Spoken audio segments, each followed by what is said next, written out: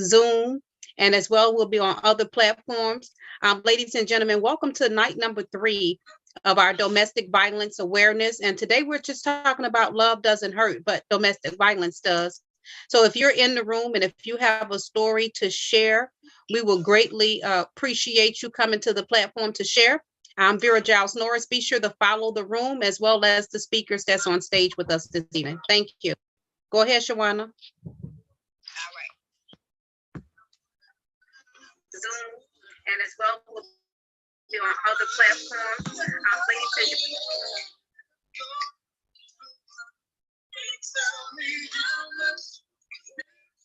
Angie, I see you was on yesterday. I'm going to invite you to speak if you want to speak tonight. We'll be starting shortly. As soon as we get a few more people on the line, we will be starting. Welcome, welcome. This is our third night of domestic violence talk.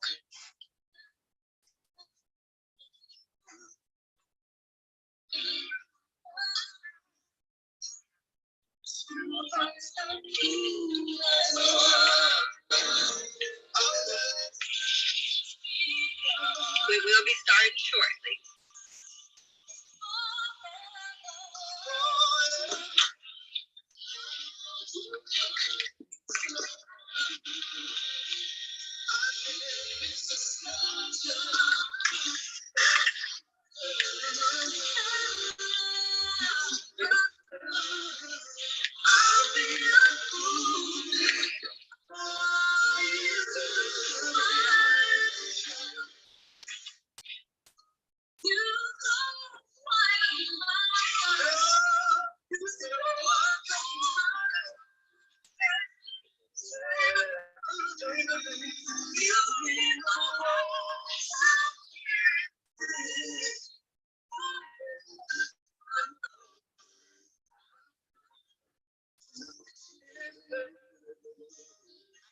Theodore, did you want to speak as well when we get started? I would love you to come up and speak, kind of give it from a male's perspective of what you think about the whole thing. All right, Candy, come on up, sister. And thanks, Shawana. That's supposed to be domestic violence. So again, I hope that we uh-huh, I hope that we can kind of it was not no way to correct that, but yeah, that's domestic violence. Charge it to the speller. That would be me. We cannot change it unless we boom the room and start over again. This is not a well. At least we're making a note. Let the record show that it's spelled wrong.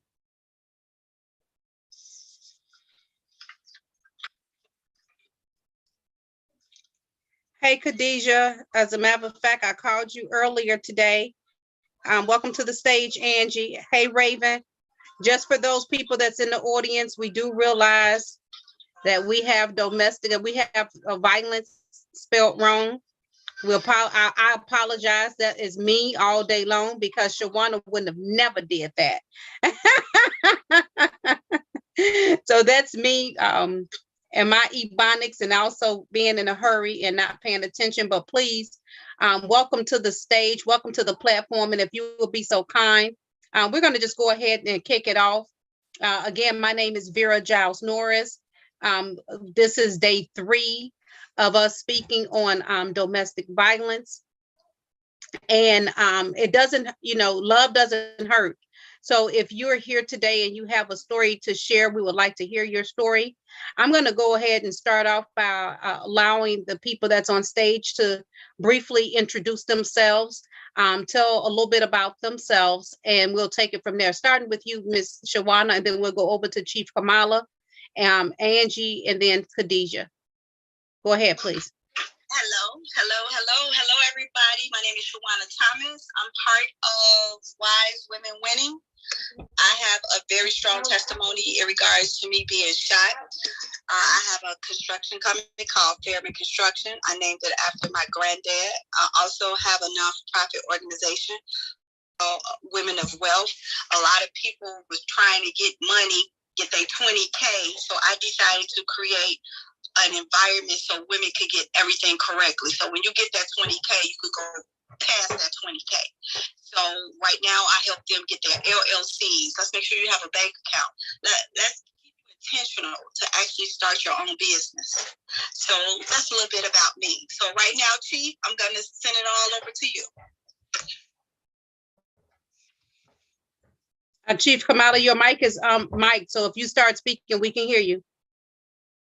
Wonderful. You can hear me then right now. Yes, yes. So just kind of introduce yourself, tell who you are and what you do. Thank you. I am Chief Kamala Smiling Thunder from the League of Indian Nations in North America, National Indian Government.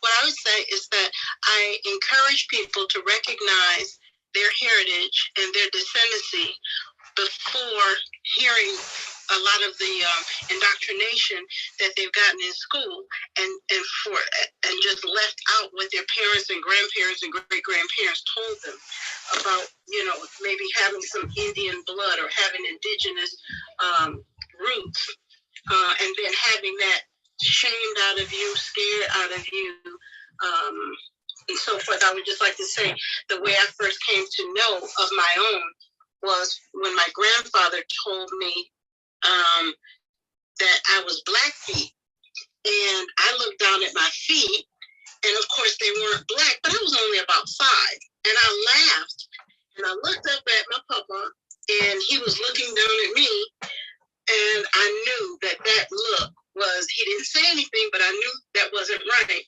So all the way through school, I would always check the box, American Indian. And then when I started to get into the workforce, I would check American Indian because I always knew it. And then it came one time that I had to find out, explain what was my nationality. And the only choices were Black African American, and then the typical ones, Asian and Pacific Islander, white, so forth like that. So I continued to do exactly what I was taught to do, and that was to declare Blackfeet, but of course that wasn't on there, so I would put Indian because that's the term that they used in the treaties. But at that time, I didn't know that. That was just what they used in the Constitution. And I've been into government and civics since I was very young. In junior high school, maybe first year of junior high school, I was on the student council and position in the student council, and I was very passionate about learning law.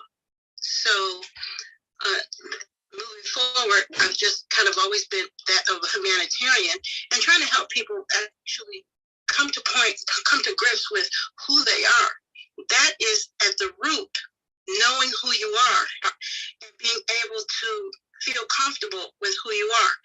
If you don't know who you are, someone else will dictate and determine who you are. And if you don't feel comfortable in that because you know it's different, that puts you at risk for some of the topics that we're talking about today, and the domestic violence. And how does that happen? Let me just say something really quickly. I was not even going to speak on domestic violence, and I'll tell you why. Because I have no frame of reference. I was trying to find some facts and stats and everything, but I just didn't have any frame of reference. That same grandfather and grandmother, he was born in 1890. She was born in 1894. They had 14 children, 7 boys and 7 girls. And they taught the girls and the boys. They taught the boys, you don't hit girls, you don't hurt and abuse girls. And they taught the girls, you never put your hands on a boy, on a man. You don't do that. Because if he puts his hands back on you, it's going to hurt you a lot more than it hurts him. And then they would always say, for years and years and years, I heard growing up, God don't like no scarred up angels. So that was something that was embedded into me. God don't like no scarred up angels. God don't like no scarred up angels. So of course I never fought with men. And from after my Sweet 16, that was when I was first able to even date. Before that, I was playing running bases and all kinds of sports, pretty much all manner of sports, basketball, baseball, even football, running track, playing volleyball. I was just a sports fanatic. And then after my 316 and I was able to go out on a date, I said, hey, this is so cool. You can go to movies, you can go bowling, and all kinds of things. It just so happened that the boy that I dated he knew my family knew his family, and I never had anything to worry about. He was always a gentleman. Everybody loved him, and he just loved and adored me. And then as I got a little bit older, went to the prom and everything like that, then the next boyfriend, which I only had, but just like, anyway, the one that I went to the prom with, actually I heard from him today, just saying, hey there. Same thing. So all through the lifetime, they would always hold the door for me, take me out, treat me like a goddess, everything, cook for me, clean if I needed them to come over to the apartment, cut the grass, do all manner of things. And my best friend would always say, she said, I don't understand it. Everybody that comes in contact with you wants to marry you or do your shopping or whatever the case may be. And I didn't realize until I was much older that everybody wasn't treated the same. So I don't have a frame of reference. But I do know that it's a very, very significant topic. And I know of people distantly. I couldn't even think of a friend's story to tell, or a sister's story to tell, or a cousin's story to tell. I just really wasn't around it. So it made me feel like I feel like a fraud. I don't know what to say. So I did come up with something that I could give in order for someone who has gone through it and maybe watching or listening. The National Domestic Violence Hotline, which is very significant, is national. And I'm just going to put the number on there, but it's 1-800-799-SAFE or 7233. 1-800-799-SAFE or 7233. And then there's another one for minors, and it's called Love is Respect. And that number is 1-866-331-9474. Again, that one is 1-866-331-9474. Just as a side note, if you feel you're in danger when you make those phone calls, please make sure, absolutely sure, that you delete that number, because someone may come in behind you and see that as your last dialed number. And if that's someone who is meaning you harm, they may get angry and hurt you in some way. So I just want to say that I'm grateful for being part of the platform, but I could speak maybe more on looking at the loving area. The topic is love doesn't hurt. Now, I can speak to that. I have been loved, and it has been so much fun. It's been a joyful ride pretty much all throughout my life. And I look and I see that a lot of you look a little younger than me. But I just want to say, as you're going through life, know that you are the most important person to you. There's one thing that I really am concerned about, and that is how our younger girls are getting intimate way too soon. And if I could address them, I would just say something that was said to me when I was younger, and that was the chaste girl is the chaste girl, meaning the CHAST girl is the CHASED girl. Those are the ones that the male population seem to have a little more respect for if they have respect for themselves. But if they're, just kind of, I don't know a lot of slang, but dropping it like it's hot, something like that, you just have to be conscious of your own behavior. You have to be conscious of your surroundings. You have to be conscious of the people you invite into your circle, and recognize that you are all of that, but you have to make that determination within. And then if you make that determination from within, people on the outside will see that and act accordingly. If you're not the youngsters I'm kind of addressing. If you're not cursing and using a lot of profanity and just kind of out there, then people will see that and they'll know, don't broach the subject, don't come to me in a disrespectful way, and you're going to have a much more peaceful life. So I would say, as you're getting involved with these people, men and women, because domestic violence happens to both men and women, watch their behavior in the beginning, because you can only pretend for so long. Things start to come up. If they're trying to get away with things, if they try to pinch you or twist your skin or punch your thigh or something like that, they may be testing you.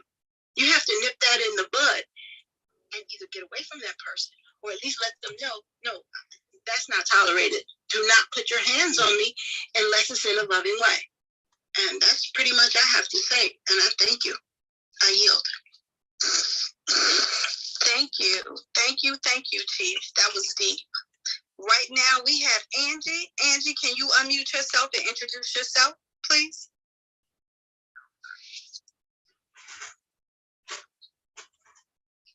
Greetings, family. I am Angela Ghani. Today is my second day on the platform, and I did not expect to talk this soon.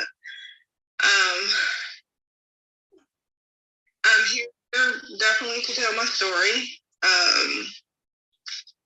At the age of 5 years old, I kind of got my throat chakra closed and snatched from me. So me being able to actually come and do this is a plus, but I'm here for it because I'm here to get my power back.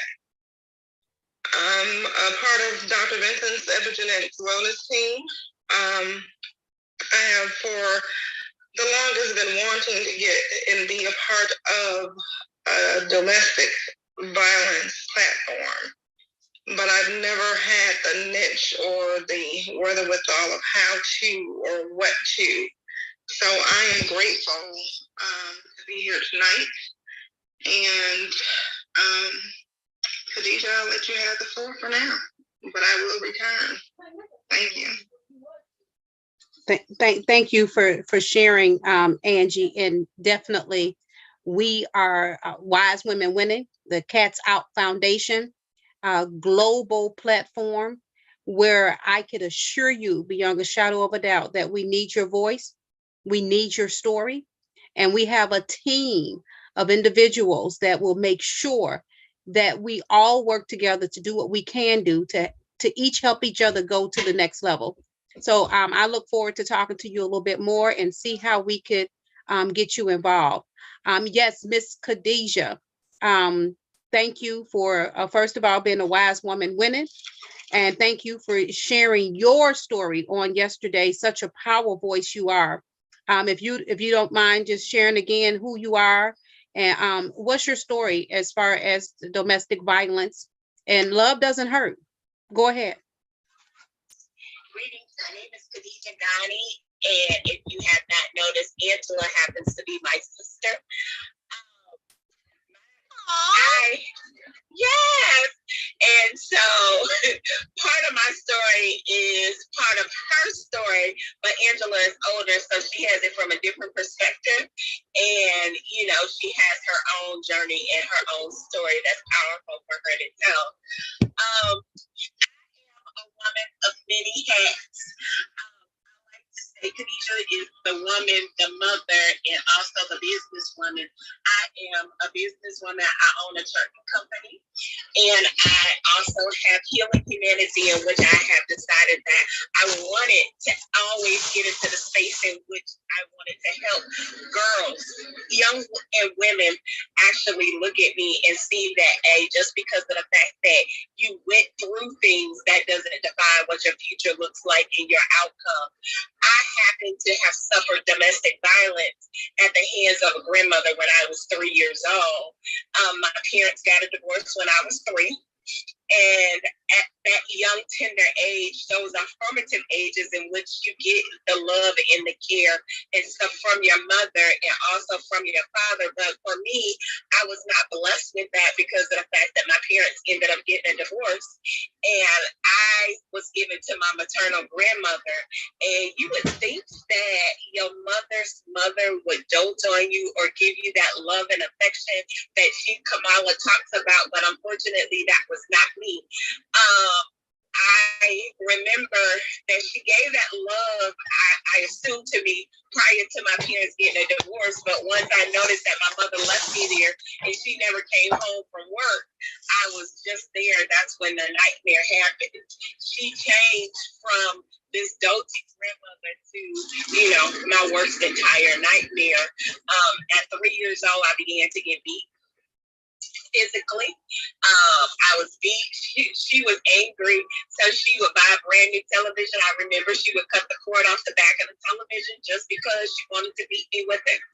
And then when she could not watch TV, she decided that, hey, it was my fault that she decided to cut the cord off the back of her own television. So therefore, I needed to get beat again.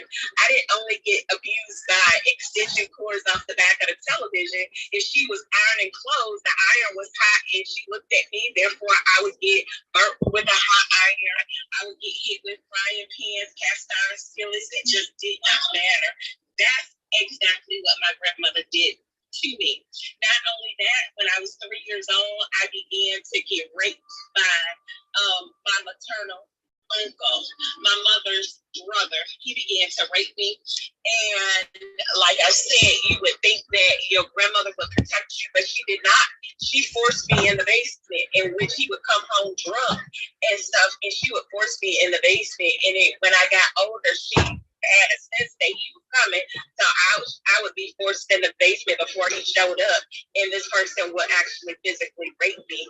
But because of who I was, because of the family stance that my family had inside of the community, in which we were, my uncles was the imam at the masjid, because my family is Muslim, because of the fact that there was a school that he was the principal of, because of the fact that I had uncles and family members inside of the courthouse. My uncle was actually the chief of the sheriff's department. There was no protection for Khadijah. And so I like to say that, for me, what I learned and what I learned along my journey is family is not what we like to say that we are, because I was always taught and I was always told that we protected the family. So when you look the part when you go outside, and you don't shame the family when you go outside of the home, but while I was protecting the family outside of the home, nobody was protecting me inside of the home. So I discovered to find my voice, and so I decided that I owe these people no protection anymore. And so it is my right, it is my story. This was done to me. And like Vera happens to say, sometimes things happen to you and sometimes things happen for you. And so I am going to take my power back and allow the situation to happen for me, because with my story, I would like to think that even if one person happens to get saved and happens to actually know that, there is a better way and I'm not the only one, and that this woman went through it and she can triumph and she can go forward. And if I can help one person, I would think that my mission is complete. And so with that, I like to say that, DNA makes you relatives, but loyalty makes you family. So for me, I have a whole bunch of people that are my relatives because they are DNA related to me, and my relatives didn't save me. Nobody came for me. Nobody saved me. I endured my abuse for 12 years, and nobody came for me. And so because of that, I grew up, and a lot of times we sit back and we say that we have a complex in which we keep it moving because we are so resilient as Black women, even though we are scarred, even though we are tainted, even though we are hurt, we actually get up, we actually dress nice, we actually look good, and we pull it all together to go out in the streets. And we actually, Barack Obama said something about saying that, and even if you put lipstick on a pig, it's still a pig. Well, a lot of times we never go out there, and we was never taught. And inside of our community, therapy is looked down upon because we don't air out our dirty laundry because we're from the fine family. So we don't want to shame our family. So we just keep it moving. But you are keeping it moving from a place of hurt. You are keeping it moving from a place of damage, a place of tarnish. And at 3 years old, I didn't understand that this man who was an adult, a grown adult, was raping me. I didn't understand that, but at 3 years old, I learned that I was valueless because this man was raping me, and I didn't understand that this man could actually penetrate me. That's what I learned from 3 years old up until I was 12, that this man would frequently have sex with me. And at 3 years old, I started to learn that the grandmother that would beat me was supposed to care about me. So I thought that people abusing you was actually love. So when you look out there and you see women and we say that they should know better, but who taught them better? Inside of their home, we didn't get what Chief Kamala got, where her grandparents told her about love, and her grandfather was there to show her what love is. Some of us didn't get that. Where were the men? My grandfather was dead when I was born, but my grandmother gave me a vision of who my grandfather was. My grandmother made me hate my grandfather because she told me she was beating me because of the fact that he did something to her. Her story was he hit her. Her story was he left her and he moved on with another woman. So she was hurt, she was damaged, and she was angry in some kind of way. A 3-year-old child reminded her of him. So therefore it was justified to her that she could treat me in a manner in which she treated me in. It was justified for her to beat me. It was justified for her to allow her son that was no relationship to my grandfather to rape me. So it was her justification. So if you grow, and so I like to tell my son, a lot of times we have to forgive our parents because as parents, we give our children the best of us. And if the best of us is damaged and tarnished and hurt, we can only pour into our children the best of our sickness. And so with that being said, a lot of times we are only operating from the only thing that we know how. I learned being used because used at 3 years old was what I was taught. When my parents got a divorce and they left me at my grandmother's house, I learned what abandonment was. So abandonment was familiar to me. Abuse was familiar to me. Verbally and physical abuse was something that I got at 3 years old that I carried along. So as I go out inside of the world as an adult or as a young adult, that's what's familiar. So a lot of times we don't attract what we want. We attract who we are because it's all energy. So I attracted men that would abandon me and that had abandonment issues, not because that's what I wanted, but that was the energy that was given to me because my parents abandoned me at 3. I attract abuse, verbal abuse and physical abuse, not because of the fact that that's what I wanted, but that's what I got at 3 years old. So that energy followed me. It wasn't until recently in February, I met Dr. Michael Vincent, and he told me, I tell this story. One of my classmates, it was my first day in class, one of my classmates actually was getting what Dr. Vincent calls an Enoch treatment, which is a spiritual surgery. And it was my first day in class. I didn't know anybody over the phone, and we was on the phone. So this is my first encounter with Dr. Vincent.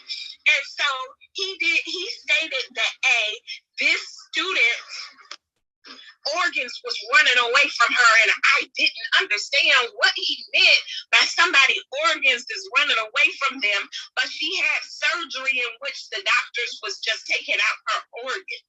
So therefore her organs was really literally leaving her body.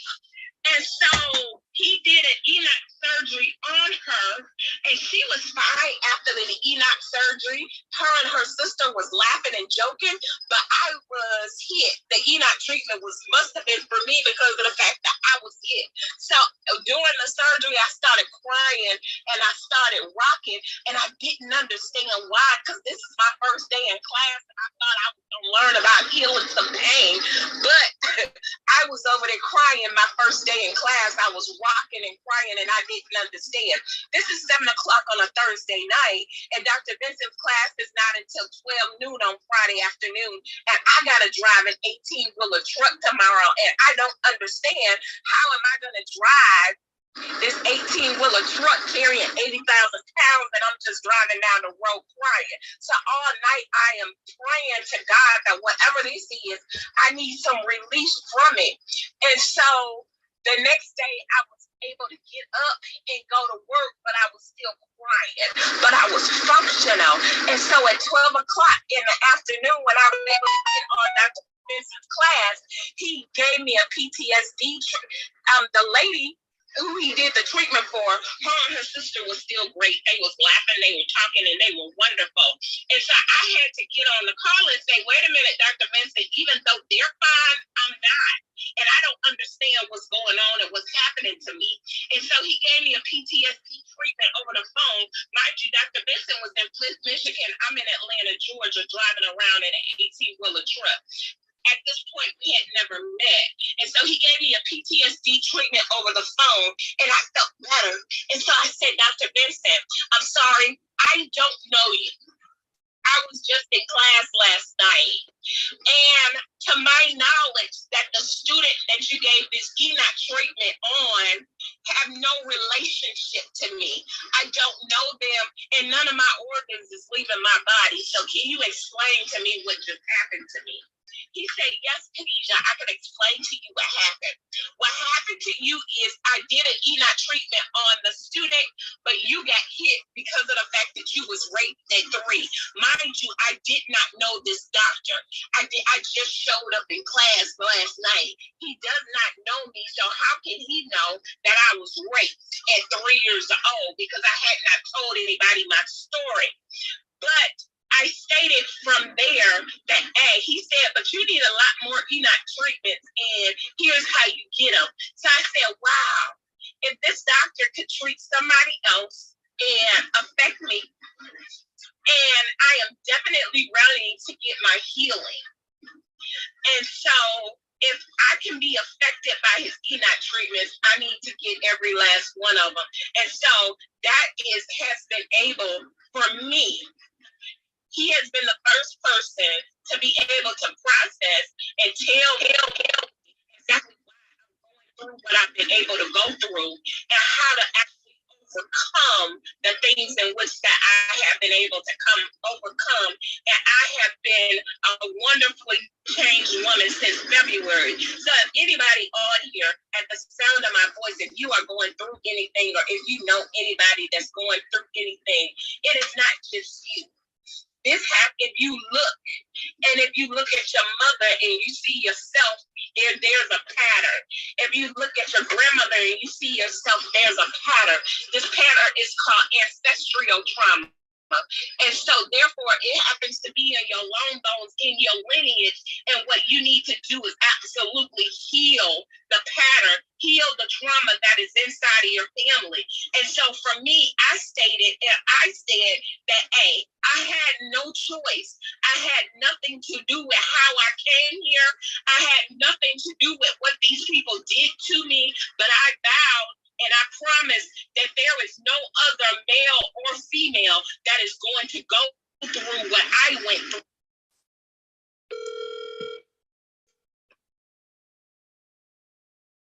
If it's not you, then who? And if it's not now, when? When are you going to heal yourself? When are you going to heal your family lineage? And when are you going to stop and say that nobody else is going to go through the violence in which I went through inside of my family? And with that, Vera, I yield the floor.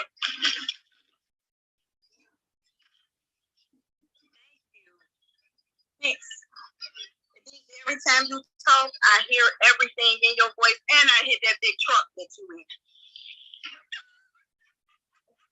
I already know I'm talking to a boss. So thank you. Every time I hear your story, you get stronger and stronger every time you tell it. Yeah, Right now, and I just want to add this real fast. Not only do you get stronger, and every time you say it, you speak with so much conviction. You speak to the point that it takes me back to 3 years old. And a lot of people may not realize, but the mind never forgets. It may fail to recall, but it never forgets. And once you've been unblocked, and once you kind of remove the clutter, break the chains, break the links, you could literally go back and remember things as clear as day. So when you speak, Khadijah, I know that I cannot be the only one that go back to 3 years old. I cannot be the only one that see you as a 3-year-old going through what you're going through and just want to give you a hug, just want to protect you, just want to say, oh my God, this is unacceptable. So again, thank you for being that powerful speaker. Thank you for answering the call. Thank you for being a boss. Thank you for saying, you know what? To hell with what goes on in the house, stays in the house. That may have happened when I was 3, but right now I'm getting ready to burn the house down, because not only will I speak up, but I'm speaking up for my children. I'm breaking the generational curse.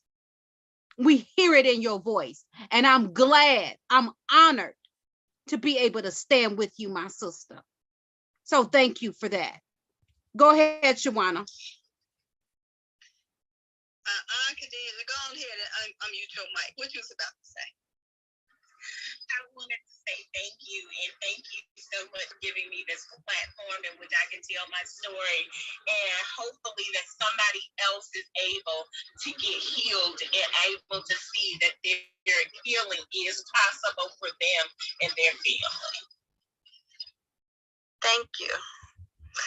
Right now, we've been having a lot of women speak. I have somebody on the phone right now. I want to kind of give his perspective. He comes on my show and speaks a lot, so he has a lot to say all the time. Rashman, if you can unmute yourself all the way from Atlanta, that would be great. And what do you think about us having this platform where we can actually talk about our pain, about us healing?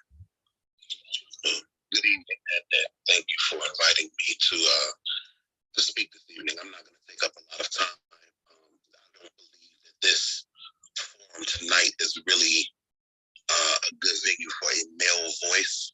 I believe that when women are speaking, we as men need to sit down and stand by and listen. I believe in supporting Black women. I believe in believing Black women. I believe in being an accomplice to Black women, not an ally. See, the U.S. is an ally to the Ukraine, and that means that they send guns over, they send money over, but it's really no skin in the game for the U.S. But when you're an accomplice, that means you have skin in the game with the person, with what they're going through. So I don't believe in being an ally. I believe in being an accomplice. Sometimes being an accomplice means sit down and be quiet. So I'm going to yield the floor and I'm going to be quiet. Okay. All right. Well, like I said, we were just trying to kind of get a male perspective of what y'all think. I have another male I see join the call, and a lot of issues that we can go back and forth and say is communication of the two. So I just want a little more male perspective, because women, we can talk all day and night. But right now, to me, it's not a woman's problem. This is a people's problem. So I know my other person refused to kind of come on the stage and give his perspective about this, but Rashman, we do need you to talk. And if not, Brother Jim, if you can unmute your mic. And you know what? And I would like to pose a question, if I may. And because I do understand exactly what Brother Rashman is saying. And I'm gonna give him a chance to think about this question, and we're gonna come back to him and let Brother Jim speak. But Brother Rashman, if you have a daughter, nieces, your mother, and if you could just think about it for a second, because I'm gonna come back to you, but if you could speak on their behalf from a man's perspective, what and how would it make you feel if this was your daughter, if these were your sisters, and this was happening? What are some of the things that you would do in order to help them, in order to rescue them? Or the other part B of that question is, have you ever been in a relationship and you found yourself to be a tad bit aggressive? What were some of the things that you may have battled with yourself that caused you to be aggressive? Or were you pushed by some woman that may have hit you first, that may have put you into those types of situations? So again, I know I asked a lot. We're going to give Brother Jim a chance to speak and then come back to you with that. And if you can elaborate on it. Brother Jim, the floor is yours, and the question is open for you as well. Or if you've already had something to share previously, go ahead and unmute your mic, sir. Hello, I'd like to share what actually was shared, that according to what the Holy Spirit informed me, that actually domestic violence is more affected by women because most of you are satanic.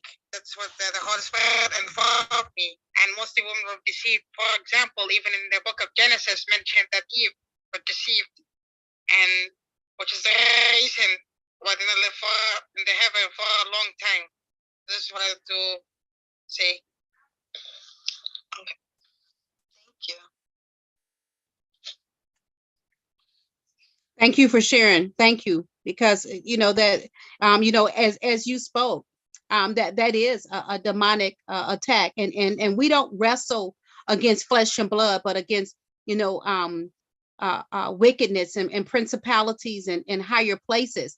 And even as Khadijah was speaking, she was talking about breaking some generational strongholds and going into the long bones, as Dr. Vincent speaks on as well, and kind of seeing what happened and why do we kind of fall in these footsteps. Like, so who's the one that's holding the torch? Who's the one that can stand up and say, okay, let me erase this memory from the long bone. Let me take the torch from here and make a difference, because it's all about spiritual wickedness and principalities. And so thank you for kind of bringing it from the Yahweh, the Yahshua perspective again. But brother, go ahead. You got your mic unmuted. So I am a father to daughters, to adult daughters, and I raised my daughters to watch my example of how I treated their mother, and I impressed upon them and my sons to receive the type of treatment that they saw me giving their mom, opening doors, pulling out tables, pulling out chairs, things of that nature, to let them understand how they're supposed to be treated in a relationship. What I would do if I knew that one of my children was involved in a domestic situation, it wouldn't be pretty. Probably wouldn't be sitting here talking to you guys. My main focus has always been the protection of my children, both my boys and my girls. So to that end, I would not allow my children to go on sleepovers. No, your friends can come over here because I know what goes on in my house. I don't know what goes on over there. Yes, the father may be fine.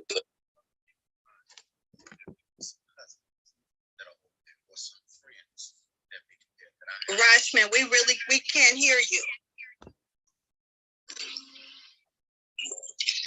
Now we can. Can you hear me now? Okay, I was saying that I didn't allow my children when they were younger to have to go over to other people's houses to sleep over.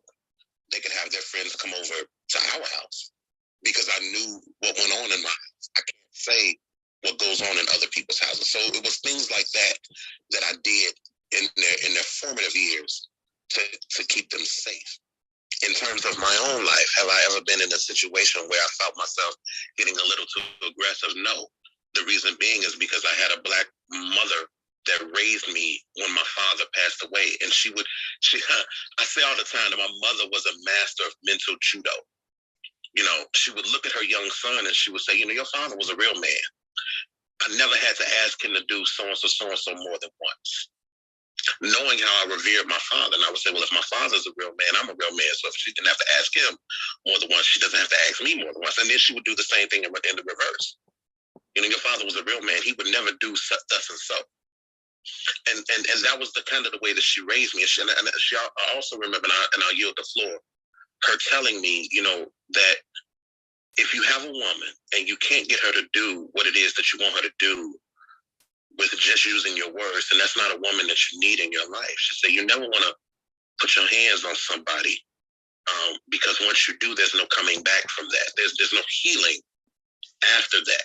That will always be in the psyche and like the young lady said previously, in the bones of an individual. I do believe that generational trauma is real, you know, and we pass that down to our children and to our children's children. So we have to be very mindful about how we raise the generations that come behind us so that we can break those generational traumas.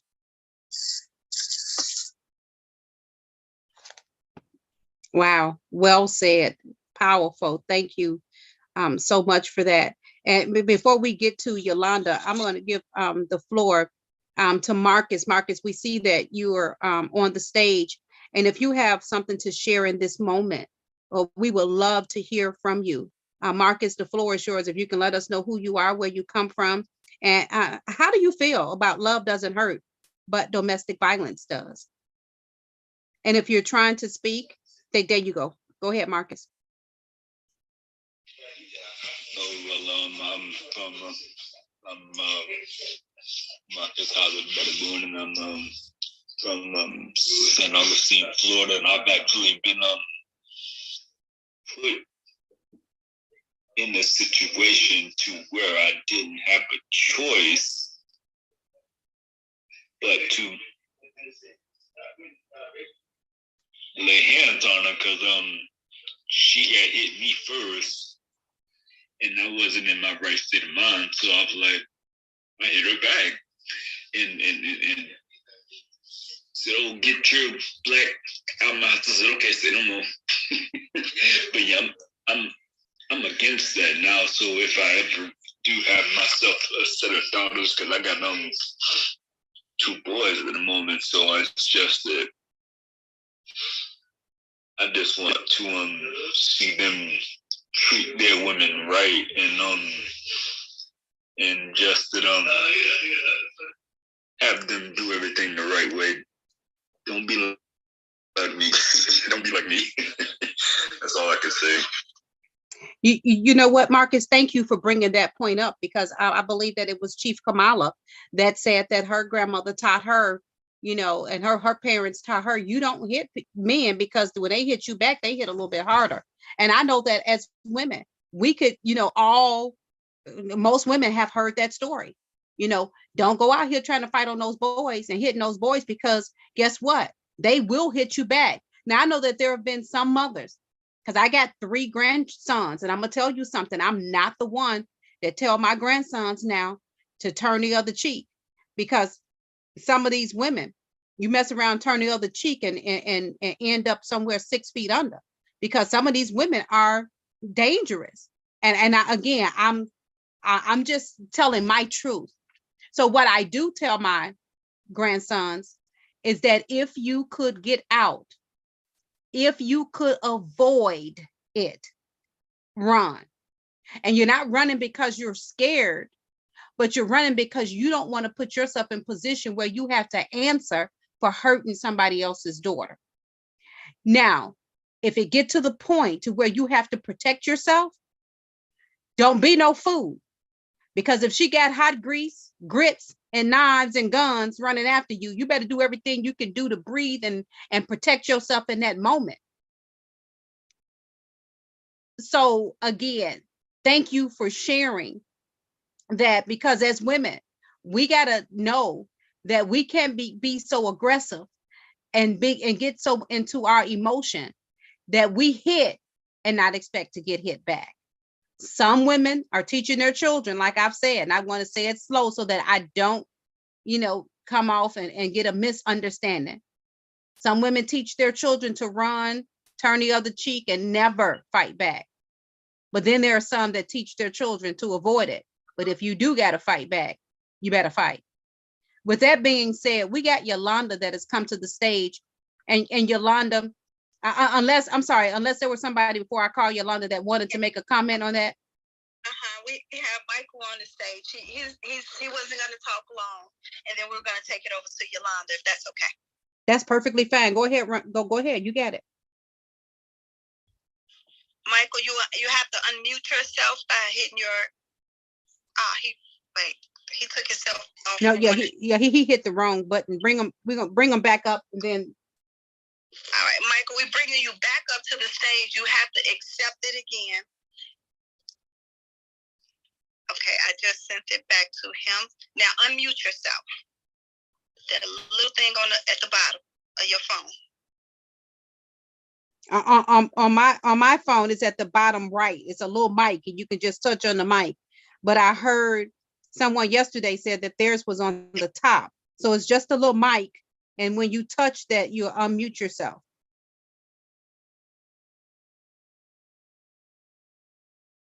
So if you're trying to speak, we can't hear you because you're not unmuted.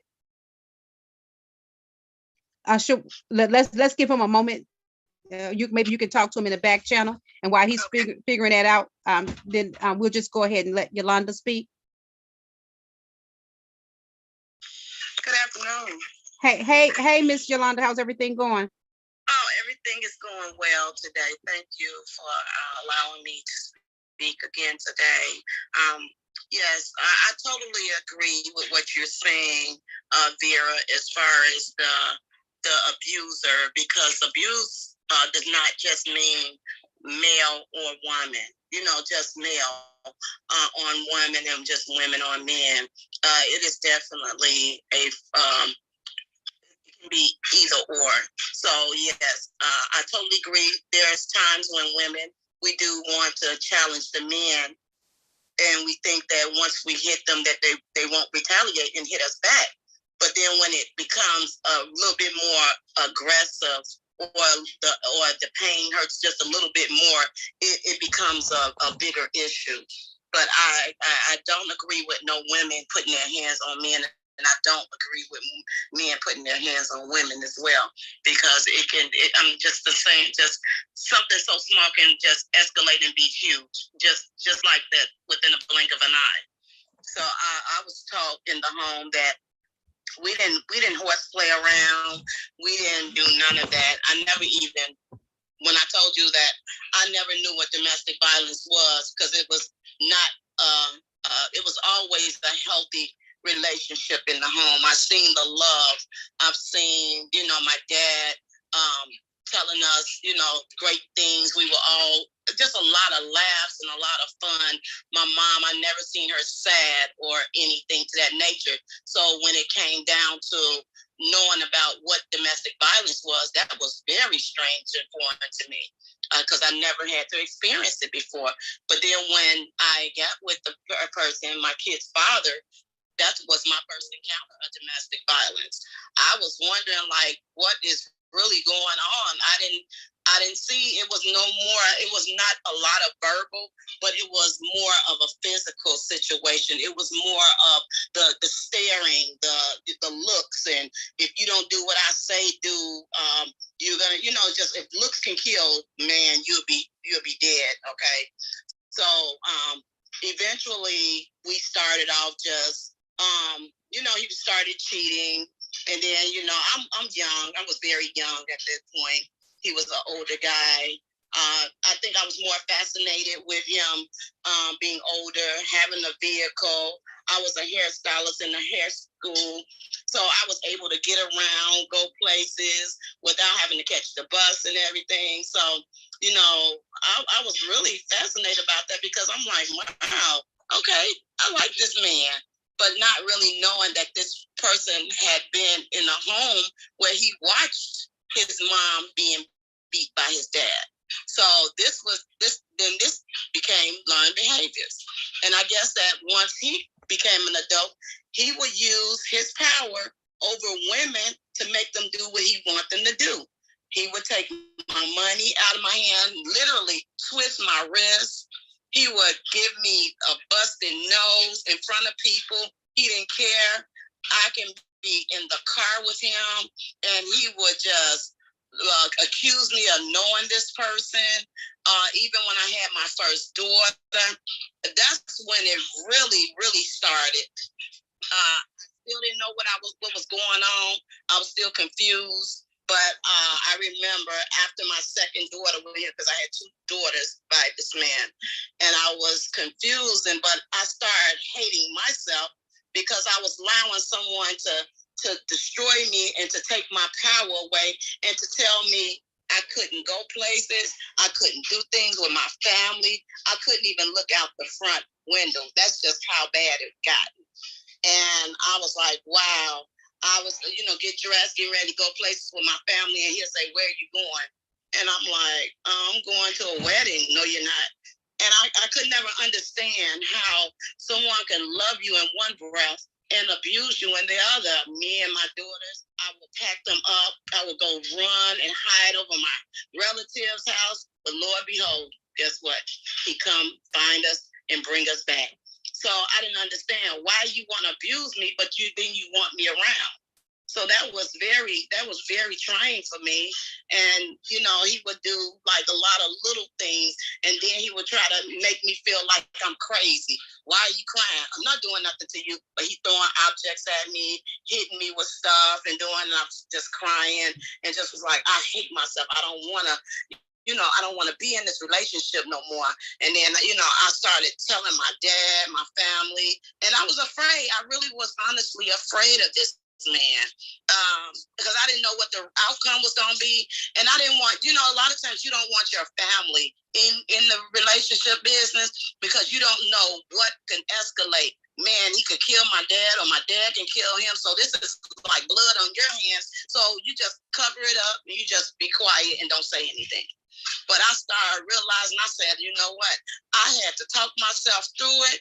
And I said, I got to get through this. I got to get out of here. Because even when I had my second child, this man would not allow me to sleep on the same side of the bed where my baby was because he was the one that wanted to nurture the baby. And my daughter had yellow jaundice. So the baby already had to stay in the hospital for a couple of days. And then, we have that separation anxiety from a mother just having a baby. And then you can't even touch your baby. Just like the baby in the hospital, you at home, but you hearing this baby cry in your mind. So when the baby got home, I wanted to pick the baby up. He wouldn't allow me to pick the baby up. We put the baby in the swing because she would cry all night. He was like, I got it. So I'm like, wow, I can't even do anything. So that right there, that showed me that, you know what? I didn't know what to do. I'm still going through this. I'm still going through it, but I still allow myself to stay. And because actually he was staying with me, but I was too afraid to just kick him out. I was too afraid to have my dad to come up. My dad, at the end, my dad did come up, and it wasn't no nice words said. But there was times when I called the police. The police would come. They would tell him to take a walk, cool off. He would do that. He would take the children away from me. He would walk them down the alleys. And my children right now, they remember that. And that was so hurtful because your children have to be a part of that abuse and watch their father beating their mom. So I knew, I'm like, you know what? I got to get away. I got to get out of this situation. So Lord behold, this man got locked up. And then I became free because I was like, my God, what? God answers your prayers. Sometimes you be like, Lord, take this person out of my life. I don't know how you got to do whatever you got to do, but let this man get out of my life. So God allowed him to get locked up for a warrant that he violated something, and he was gone. But then I got in another relationship, right? It was just like my son's father saved me from that relationship because I started seeing him and I started, disappearing and being with this person. And it was so much easier for me to get away because I was at my mom's house. And it was just amazing how one person can come into your life and take you out of that situation. But let me say this, it don't always end up like good like that all the time because it can be very hard. But for me, it wasn't because I knew that I would hide. I didn't want to. I moved away. I moved. So once I moved away, he knew it was over, and I didn't have to deal with that situation no more. But I thank God that God, spared my life through each and every relationship. And as I realized that I was in a relationship, one bad relationship after another bad relationship, toxic relationship. But let me say this, all of them were not physical, but there was some physical, but they all weren't just all physical because there were other things that the manipulation, the gaslighting, the controlling, the narcissism. Oh, you're not good. Like I'm not good enough, and you're not gonna be nothing. Your kid's not gonna be nothing, and all that kind of stuff. And you start like, why is he saying that? I'm not what you say I am. And then eventually you start believing it, but that's not you. So that's the hard part when you're going through abuse and you're going from one bad relationship to another relationship. And people would ask me, Yolanda, why did you go through those type of relationships? And I think it's just the type of guy that I like. It's like, you like the good guys, but you kind of like the little bad boy image or something. I don't know what it was in my head, because I call those my hey days. But those are times, and then when I really got a good, charming guy that was very charming and charismatic, that's the one that tried to take my life. And it was just like, I was in relationship. People would ask me, Yolanda, did you have any daddy issues, any insecures? And I wasn't insecure. I didn't have any daddy issues or anything. My dad, I had an amazing. My dad and my mom is still alive. Blessed that so they are still here. And I didn't have any problems growing up. I had an amazing life. My mom never had to work. My dad was a good provider. He put us through private school. So I only knew nothing but good stuff. I didn't know none bad stuff. I got my first child at the age of 16. I was my junior year of high school. My parents used to always say, if you kiss a boy, you'll get pregnant. And at 13, 14, I was like, I ain't kissing no boys. 15, I'm not kissing no boy.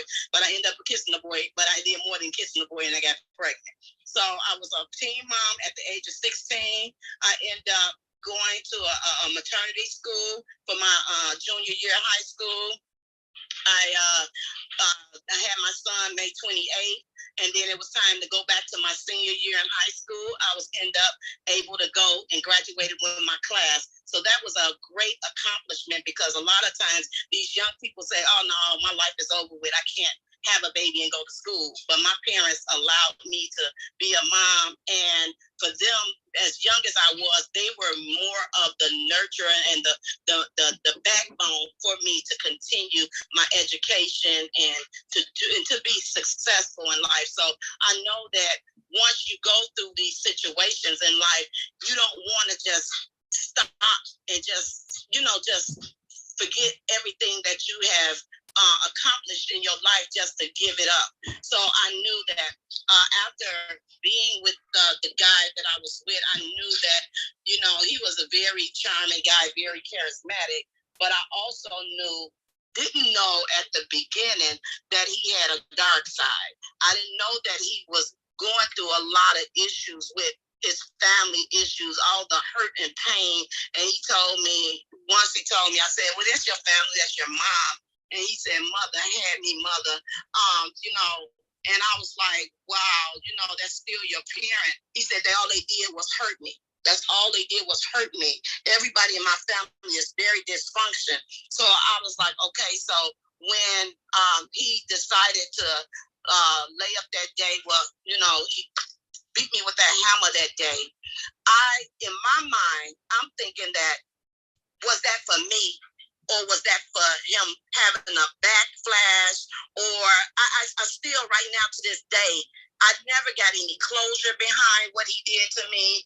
Never, I was trying to still figure out, should I go to the prison system to ask, can I go talk to him to find out what was it in his mind, what made him try to take my life this particular day. I couldn't even defend myself. I was in my bed asleep, and then all I know is being shook and woke by my son and the paramedics and everybody that was in the room, just trying to figure out what had really happened to me. So just to piggyback on, mental health is so real. It is so real because it's always, you have to pay attention to people, how they do things, what their body language look like, how they behave. There was times when he would stop talking to me days at a time, just for no reason. I mean, it was just like he would wake up one day and I try to talk to him, he just ignore me, just stonewall, just like I'm not even existing.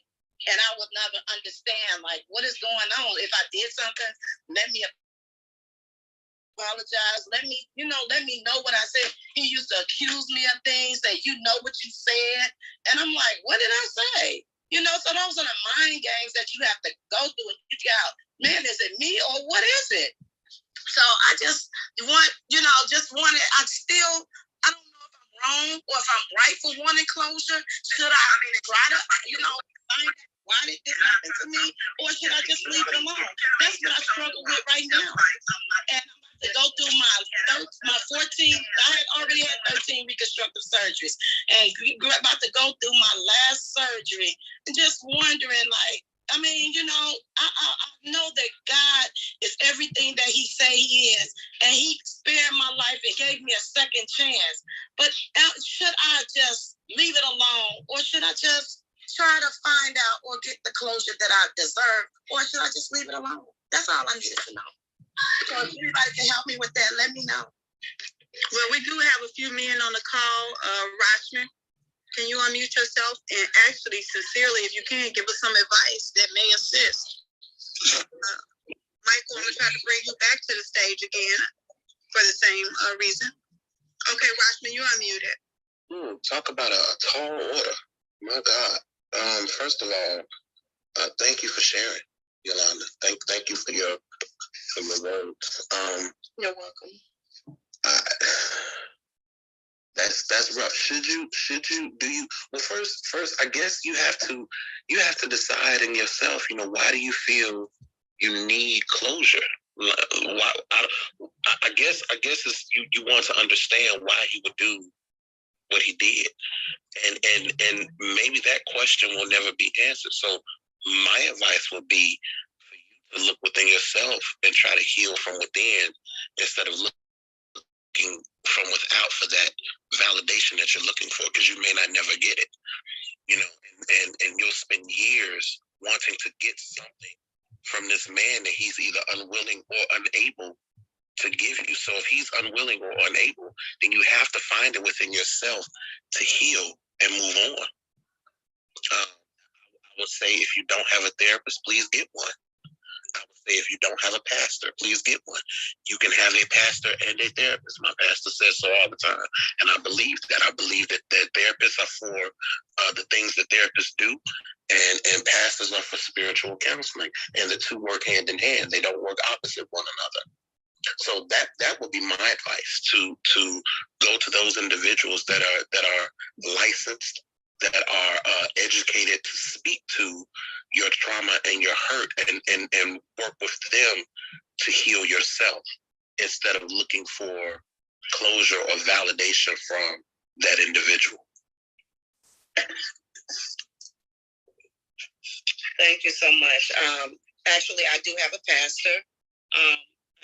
But the therapist, I'm not in therapy right now because of COVID. It was a lot of them trying to find a suitable therapist for me. I have been in therapy for the last 3 years. My incident happened March 22nd, 2016. And, it's still new. and I'm still living it. I mean, you know, it's just the trauma is going to be there, not only from myself, from my son. He's dealing with the PTSD behind it because he was my eyewitness and he had to come to my rescue. And that's why I'm here today, because the man left me in a pool of blood to die. I know that I just wanted to know from other people what, you know, what I should do, because I did want to reach out to my state's attorneys, and he did actually tell the state's attorney that he never meant to hurt me. So I'm understanding, like, if you never meant to hurt me, why would you beat me with a hammer and leaving me to die? And I was asleep. I couldn't defend myself. I didn't even see it coming. There was no argument. We had no argument. There was nothing. I mean, it was just a normal day. So I didn't never understand why and how did we get to that point. And you know what, Yolanda, if I could just kind of jump in, I believe that the question that you asked, nobody could answer that question, because that's something that, you know, it's up to you. It's only you. But I do understand, overstand, and understand from a woman's perspective of us just wanting to know, what did I do? Why? Like, can you explain that to me? It's almost like them answering the question is gonna fill a void. Well, I stopped by just kind of give this bit of news. The void is not one that I would think that he could ever feel, because regardless to what he tell you, oh, I was out of my mind. Oh, the devil made me do it. Oh, I really love you. I never meant to hurt you. What are you expecting to get from his answer, one way or the other? Because when someone, whether it was intentional or not, leave you to die, anything that they say is already dead. Anything that they say, the damage is already done. And it's no moving back from that. Now, can you make up in your mind right now that I forgive you, I love you, and I'm gonna carry on with my life? If you were my sister, my daughter, my aunt, my cousin, or whatever, I would say heal, but let him go as far as the east is from the west, and let him deal with that.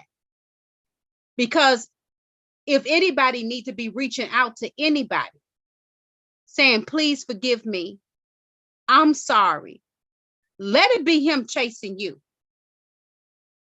But again, don't go to the vomit. Don't go back to a dead dog, trying to breathe, trying to find life, or go back to the vomit and then think, you know, that you're going to have a great meal. And I hope I'm making just enough sense, because I could be kind of paraphrasing and talking in rhymes and riddles. But again, just to piggyback, the only person that could really, really answer your question is you, to tell you the truth. But if I were to give my humble advice, I think I'll leave that vomit. I think that I would leave that situation right where it was at. And I would make up in my mind, I would make up in my heart that I would love him and forgive him from a distance. Thank you for that. Yes, and I had to, in order for me to be free, Vera, I had to forgive that man, even when it hurt me the most. I could remember one day we was in church and the sermon was about forgiveness. And I said, God, Lord, how do you want me to forgive someone that tried to take my life? But once I forgave this man, I would never forget it, because, you know, what I've gone through, I would never be able, this is something that's going to be with me for the rest of my life. But I had to forgive him in order for me to be free. So I am free. So yes, I thank you for that, raw, you know, because you have to be raw with a person and let them know, really. And I truly appreciate that, because that made a lot of sense. Thank you. Greetings. This is Khadija. I am sitting here, Sister Yolanda, and I'm very touched by your story. And I understand and I hear that you say that you forgive him. But inside of your story, have you forgiven yourself? Have you forgiven yourself for putting you, because it seems as if you blame yourself for allowing yourself to be in that situation. Do you blame yourself because of the fact that, A, you love someone that didn't ultimately return that situation or return that love to you? So not only do you absolutely forgive him for you, but also forgive yourself. Because we owe ourselves, a lot of times we give other people grace, we give other people forgiveness, we give other people passes, but we are our worst critic. So a lot of times it's easier for forgiving somebody who trespasses against you, but we criticize ourselves and we blame ourselves and we down ourselves and we hold it against ourselves. And more so than forgiving him, you also have to forgive you. And what a major part about this is, yes, you could seek out and you're saying that I want to know why. I want to know why this was done.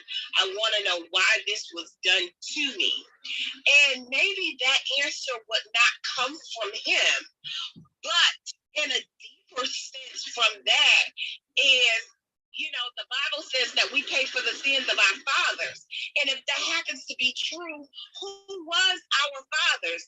Dr. Vincent teaches us, and we know that, we have passed down DNA inside of our long bones. And if we have passed down DNA inside of our long bones, what ancestral trauma are we holding? And if we're having this ancestral trauma that we are holding, that we inherited, and that we are paying for the sins of our fathers, and we're going about our lives, then what inside of your ancestors actually promoted this situation? What are you reliving inside of your long bones? And that's more so of a deeper thing in which I would actually like to do is figure out, what ancestral trauma am I carrying and what ancestral trauma do I have to heal?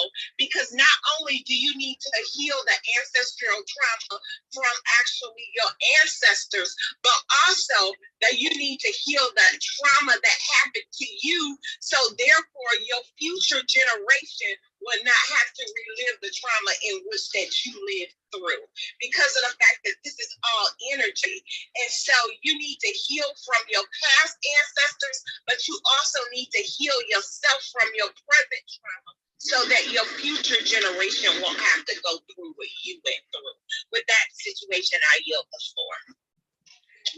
Wow, that is so powerful.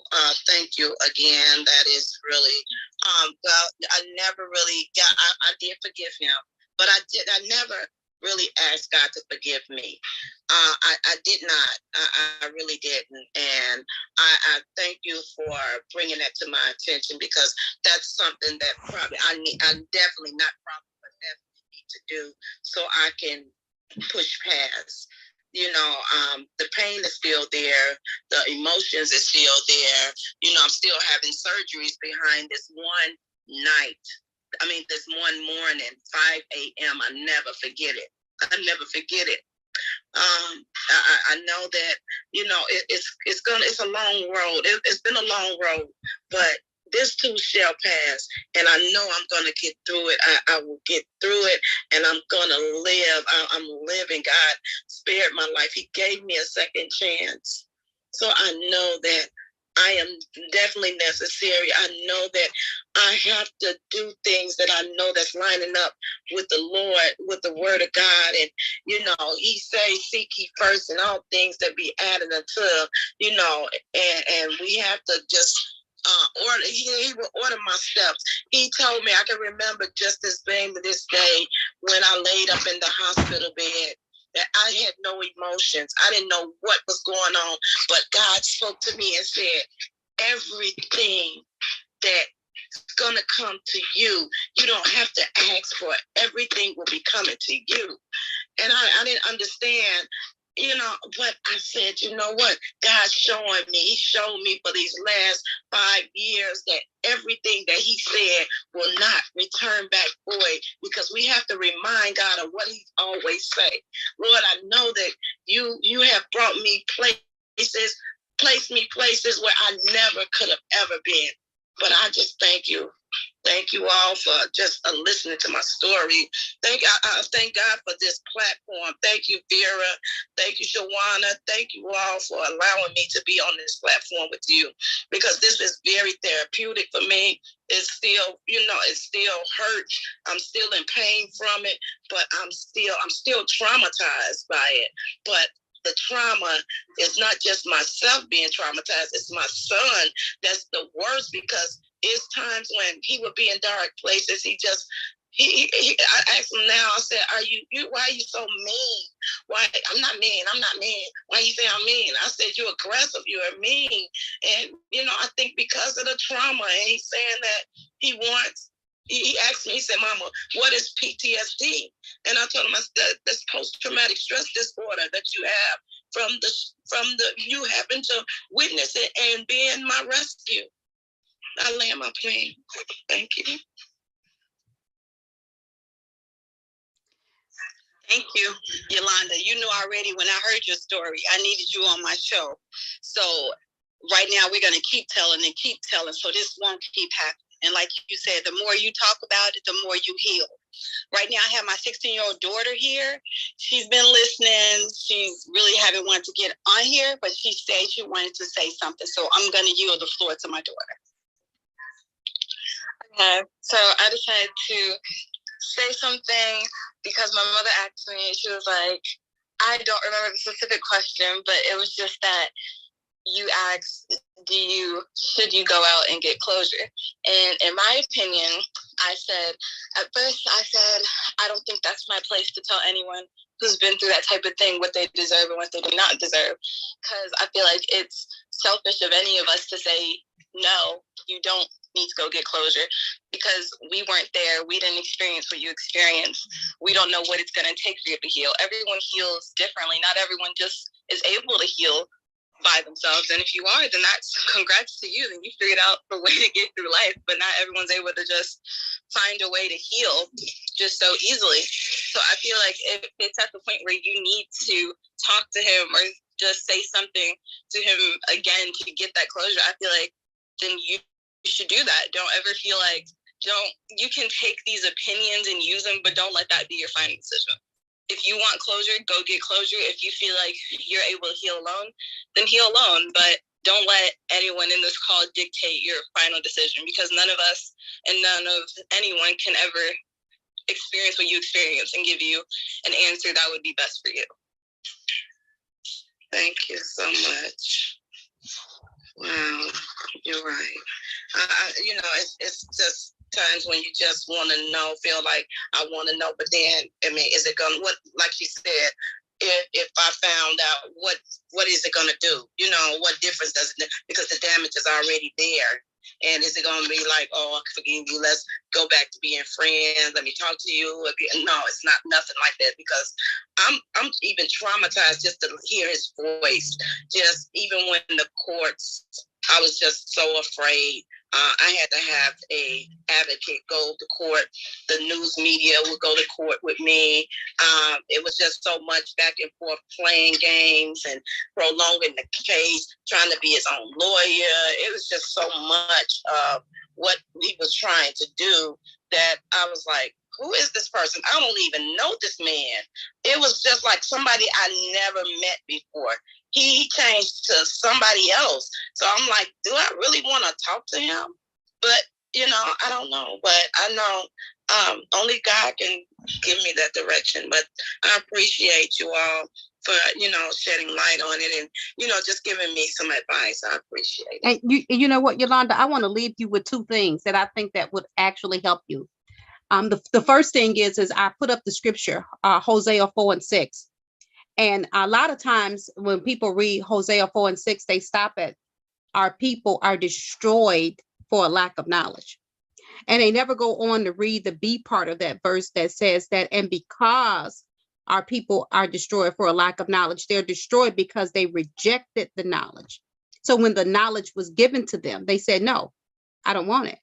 And as a result of that, then our children suffer. So that's just a great example to say that, yes, some things are passed down from generations. And it's not because it could be something that you personally did, but as Dr. Vincent, and he's going to speak, talks regularly, some things are just passed on, and it's in your long bone, and the memory is there. And so that's why there are certain different techniques and different things that must be done to erase that. Now, it's a prayer, and I want you to Google it. And I also send it to you, but it's a Hawaiian prayer, and it's Ho'oponopono. Ho'oponopono. And what that means is, I'm sorry. Please forgive me. Thank you. I love you. And it wasn't until I started to pray and understand the power behind Ho'oponopono that it really convicted me. Because I went through life, and after I lost my mom, January the 11th of 2019, I was really in a place that I've never been before, because it was just like starting life all over again for me. But I finally had to look in the mirror and look at myself and say, when is the last time you told yourself you were sorry and really meant it? When is the time you looked at yourself and says, please forgive me? Forgive me, Vera, for all of the things I did and for all of the decisions I made that wasn't best for you. Forgive me. When is the last time you looked in the mirror and you said to yourself, I love you? I mean, I really, really love you. And I know a lot of people have a hard time with this. When is the last time you looked in the mirror and just said, thank you? Thank you. Thank you. Thank you for pushing through. Thank you for standing up. Thank you for just doing the things that you do. Thank you. So I leave you with Ho'oponopono, and I challenge you to say that prayer daily. Try it for 7 days. The other thing I would challenge you to do is take your shoes off. It's a little cold outside, but you'll be okay. And do some grounding. Walk in your bare feet in some grass. Stand there and ground yourself. You're going to feel a balance, and you're going to feel some transformations that only come from the earth. And I keep saying last but not least, but this would be the last one. And when is the last time you hugged a tree? Because sometimes you got to transfer that energy. And don't worry about looking crazy, because tree huggers will understand exactly what you're doing. Because if you know, you know. Hug a tree and transfer that energy. With that being said, go ahead, Shawana. I'm going to pass it back over to you to introduce our next speaker. Okay, yeah, my daughter just wanted to tell her one more thing. Here's she. Okay, so I was just gonna say that my final thing would just be that just remember that you made it out. You made it. You're breathing. You're here right now. And I know it's just like, I know that, well, I won't say I know personally, but I can understand that talking about it and reliving it is rough. But you made it. Like I heard before, just go outside, breathe, just look around and realize that in such a dark, miserable world sometimes, that you made it out of a really horrible situation, and you're able to say that I survived, and I'm able to find beauty and peace in such a terrible world that tried to hurt you so many times, and you made it out. So that's all I want to say. Thank you so much. Oh my God, that was amazing. Thank you. Yes. Okay, thank you, Shauna. I told her she's a natural. She has a gift. Right now, Yolanda, I had a question. Was this young lady, Ramel, am I saying her name right? Is this your daughter? The other Carter, can you unmute yourself? Am I saying your name right? Ramel? Oh, hi. Hi. Are you related to Yolanda? No. Oh, okay. Now, I was calling you up next to speak. Did you have something to say in regards to domestic violence or anything that you would think that could heal us right now? Yes, I did want to say something because I'm also a survivor. And when I was listening to Yolanda's story, I hope that's the who was speaking. And I think she had said that he told her that there was mental illness in his family. And that was that was caution to win for her, because he was basically telling her that he had some issues, his family had issues. And, you know, I also come from domestic violence, and I was in a relationship. And I thought, you know, I was married, and I thought I could work things out with him. And what had happened when we were married, his mother's sister had some mental health issues. And then it was, you know, they all had problems with addiction. Not everybody in the family, but he did, his sister, and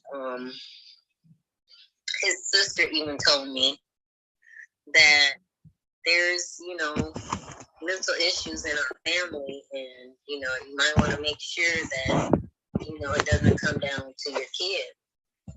And we had kids, and, you know, everything, and trying to keep things together. But that was a wake-up call for me, because he started having issues, and he started blaming me, saying I was cheating on him, and, you know, saying all these kind of crazy. He would be like a Dr. Jekyll and Mr. Hyde. And I don't know if she can relate to that, but,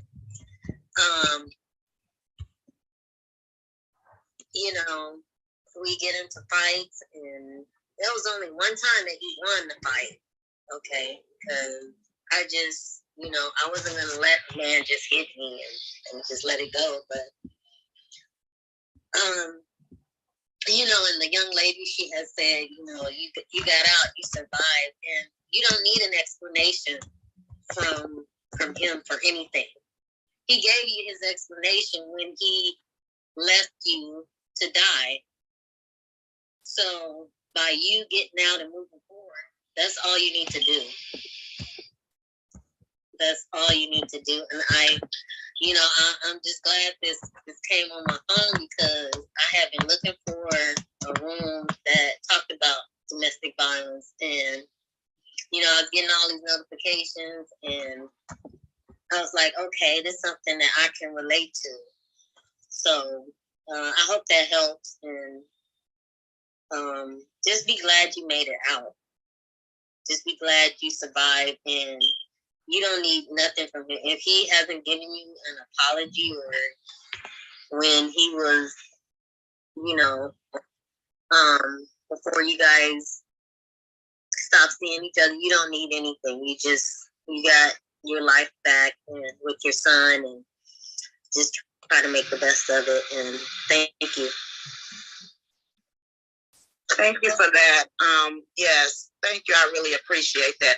I never even gotten an apology or anything, because when it happened, I was so incapacitated, and I got a restraining order, and there's no contact or anything like that to that nature. So I wasn't even able to even get to hear him say anything. I was, like I said, I was too traumatized just to hear his voice.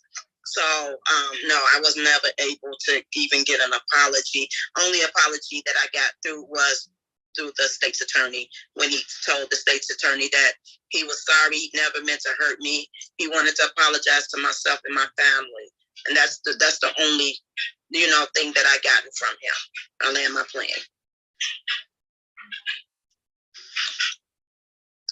Thank you again, Yolanda. Thank you, Ramel, for sharing your story. Nancy, right now we have probably 2 more speakers, and then we're going to bring the doctor on. So Nancy, if you can unmute yourself. Yes, I did. Okay, go ahead. I listened to the young lady's story. I also had that similar type experience with a boyfriend.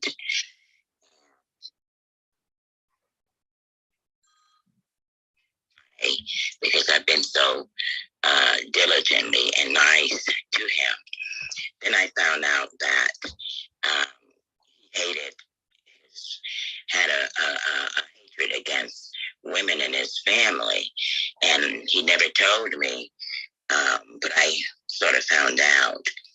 And he also hit me in the head and left me to die. Now, at that point, I actually died.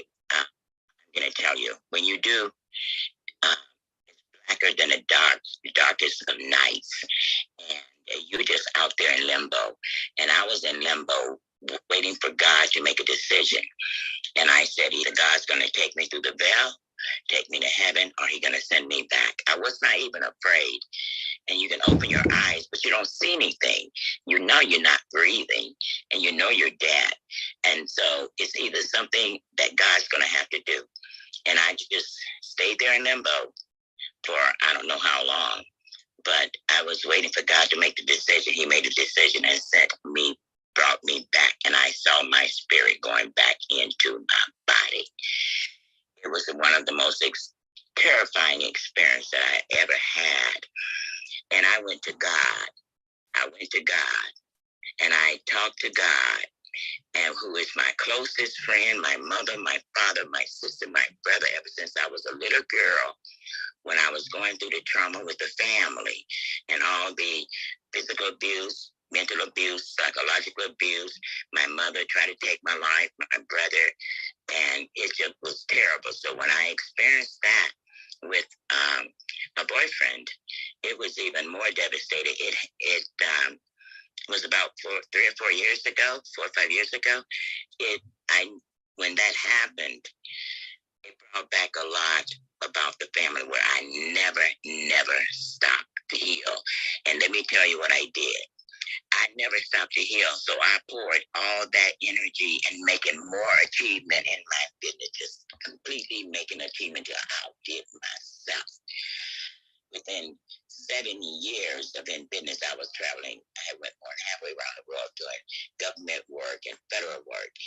And the pain was still there. So I still kept going to God and kept going to God. And he guided me.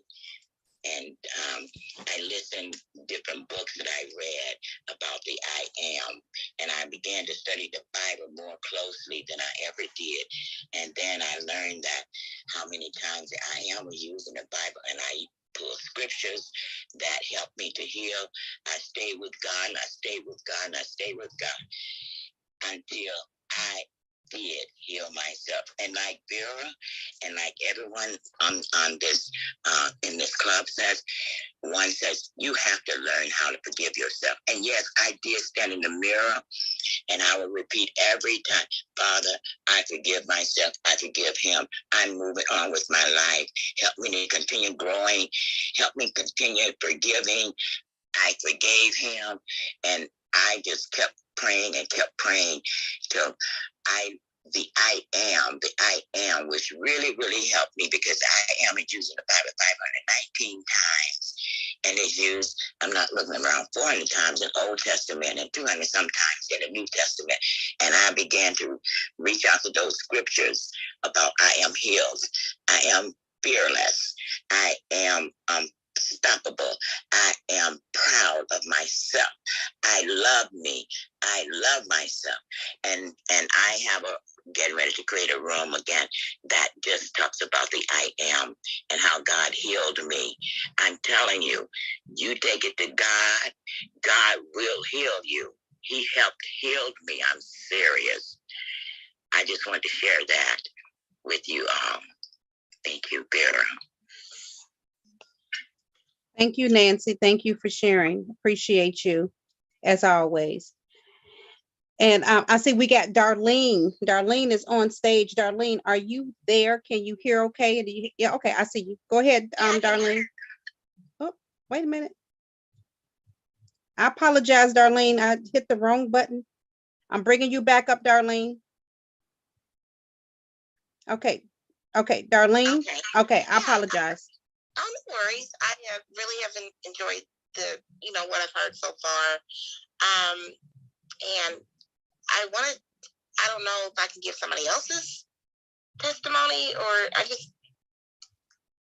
want to say a little bit.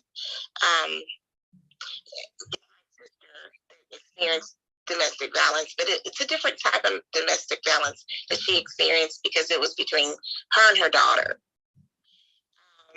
Long story short, my sister spent most of her adult life in prison. She had a daughter, which my mom ended up raising. So the daughter ended up having some, anger issues toward her. And is this appropriate now, or do you want me to do it another time, Vera? No, this is perfect. This is perfect. Okay. And I would have had her come, but she has a generic phone. I don't even know if she can get an app on her phone. So I'm just going to briefly just tell her story. So long story short, her daughter always had beef against her because anger. I think it's anger that she had, resentment toward her mom. So one night, her mother let her use her car, and she was like, didn't come back in time with it. So when she finally brought the car back a couple hours later, this is like 12 or 1 o'clock in the morning, and they got into an argument.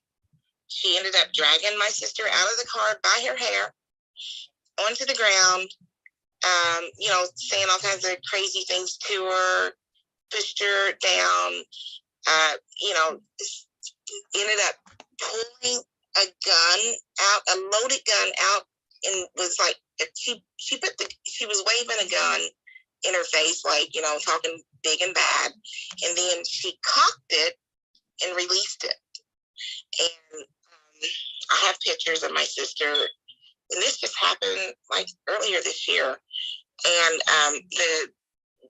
the bullet that was in the gun kind of grazed her, so she ended up losing her eyesight from the graze of the bullet. It was just a miracle that she didn't kill her, and it was just a miracle. And she basically left her for dead because she ended up driving off. And my sister don't know to this day how she even made it back because she was blind. And I don't know, she'll have to tell her the full story. But anyway, she survived it. But that was a type of domestic violence between my sister and her daughter. But and maybe you'll have a room in the future, Vera, to get more detail, because my family is very religious, so they were like, "Oh, my niece was just demonic possessed," and I agree with that to a certain extent. But I don't know. I don't know if you would call her having mental issues because she has so much anger management or anger issues toward her mom. And then too, a little bit background about my niece. She's a full-blown lesbian, so she dresses like a boy and have a girlfriend and all that. So again, I don't know if that's part of that demonic or mindset, mental issue mindset that she's walking in or whatever. But my sister's a walking miracle, because only thing my sister remembers was, she held the gun up to her head, and then she, released it, and she just remembered she she knows it was an angel because, like I said, my family's very religious, and she just was saying that she just could see this hand like pushing the bullet away, but all the bullet was able to do was just graze her. But I mean, she really should be dead. And, you know, she pretty much was trying to shoot her for dead, or left her for dead. And that was that. I mean, there's more to the story, but that's the long and short of it. And that's my family's experience of domestic violence. Yeah. Thank you, Darlene. And I remember that story because I remember when it happened, and I was like, oh my God. But again, you know what? That's definitely something that need to be shared, because I mean, you know, as we talk about domestic violence, and you know, in this situation, you know, a daughter that just shot her mom and left her mom for dead, because that's exactly what she did. But it was just the grace of God that said, nope, not right now. And there are several other miracles that's attached to this story, because nobody was arrested. And nobody was arrested. And I don't know if that mother and daughter, do they talk now, or have they kind of, are they still kind of? They talk like it's, you know, they've, I guess, forgiven each other. But, you know, that's another, like I said, maybe more therapy or something that they need. I don't know. You know, at first we weren't wanting my niece to come around, because we're like, if she did it to her mother, she'll do it to anybody in the family. She may snap again because of all the anger she's walking around with. But I don't know. It's, yeah, they're okay. I mean, they don't have the best of relationships, but they, you know, they. Yeah, you know what, that is such, and again, I know it's still fresh. I got a chance to see the pictures. I remember the incident as you was talking about it, and it's still fresh. But again, yeah, we're gonna move on from this topic. Thank you for sharing. I know that, let me see, who else we have. Who else? Has everybody had a chance to speak that wanted to speak before I turn it over to, okay, Angie, go ahead. Greetings, family. Again, I am Angela Donnie. Okay. We're gonna open our mics and breathe with you in this moment. Just breathe in, breathe out, and just let it go. Just let it go. We need to hear your story, sis. Okay. My story began at the age of 5, where my mom and my father, as my sister Khadija told you all earlier, my mother and my father divorced, and my mother left us with her mother. For whatever twisted reason, she knew who her mother was before dropping us off and lying and abandoning us and telling us that she will be back. So at the age of 5, I endured lies and abandonment. Living with our grandmother, whom was my mother's mother, Big Ma. You would think it would be a house filled with love, joy. She loved to cook and have big family dinners for the family. Our family was known well in the community. My uncle being an imam and teacher of the Swiss Clear Muhammad School. Uncle being the chief of police of the community and things of that nature. My family being so into religion on the outside, but on the inside of this home, there was nothing but horror for us kids. My mother leaving us behind, our days turned into months and our months turned into years. At the age of 5 years old,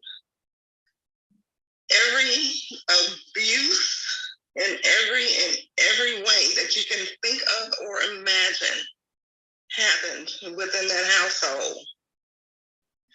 After growing up for years, many years, I used to have nightmares of this dank, dark basement with this dirty, uncovered mattress just lying on the floor.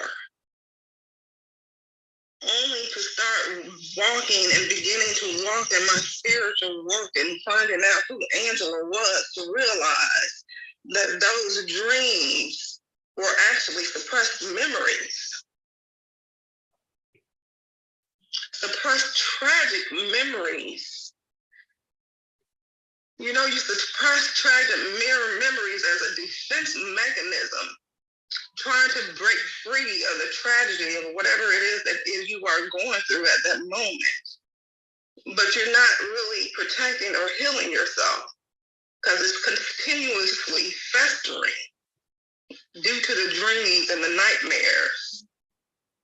And either it's festering and bringing up more individuals with the same type or kind of drama to your life or possible sickness.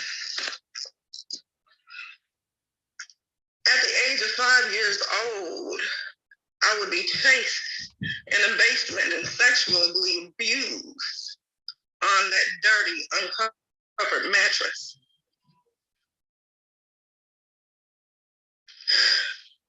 I recall clawing and fighting my way free and running to try and help my little sister.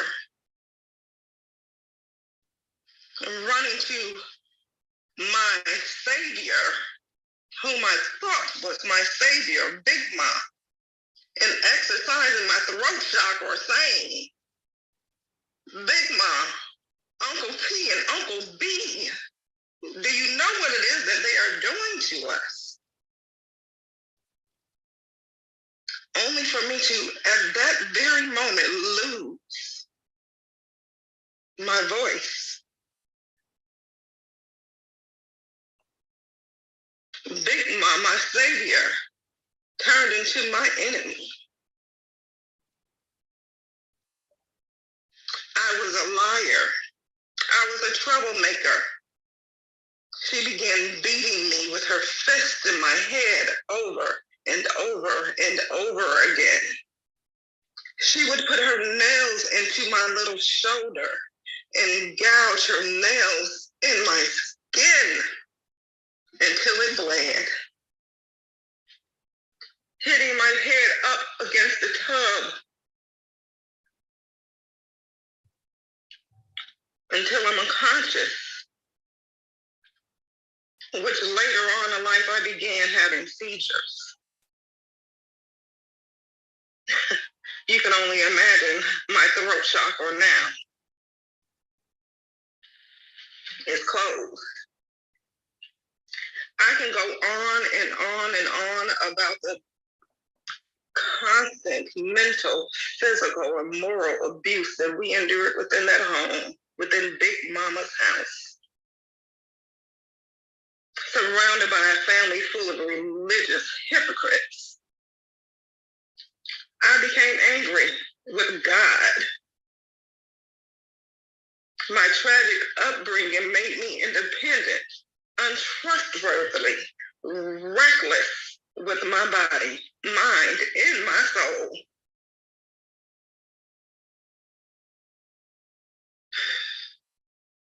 You know how they say your body is your temple?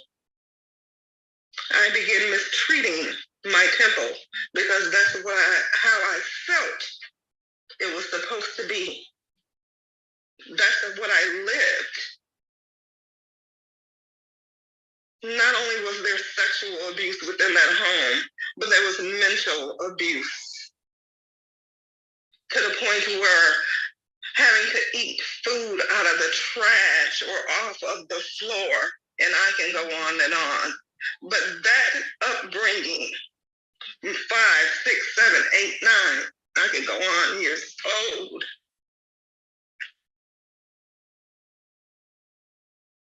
I rebelled against God by degrading my body. I grew up promiscuous, a nymphomaniac. I was never, ever without a man until I went to prison. for 3 years because of a man. But while I was in prison, there were women. I used my body what it was always used for.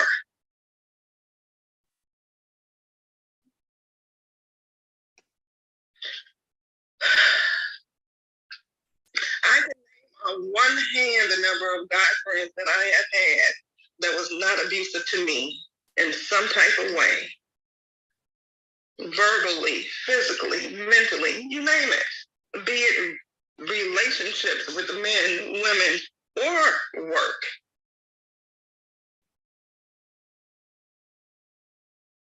In 2004, I became a prisoner of my own home. I no longer worked at the job that I was working for 12 years.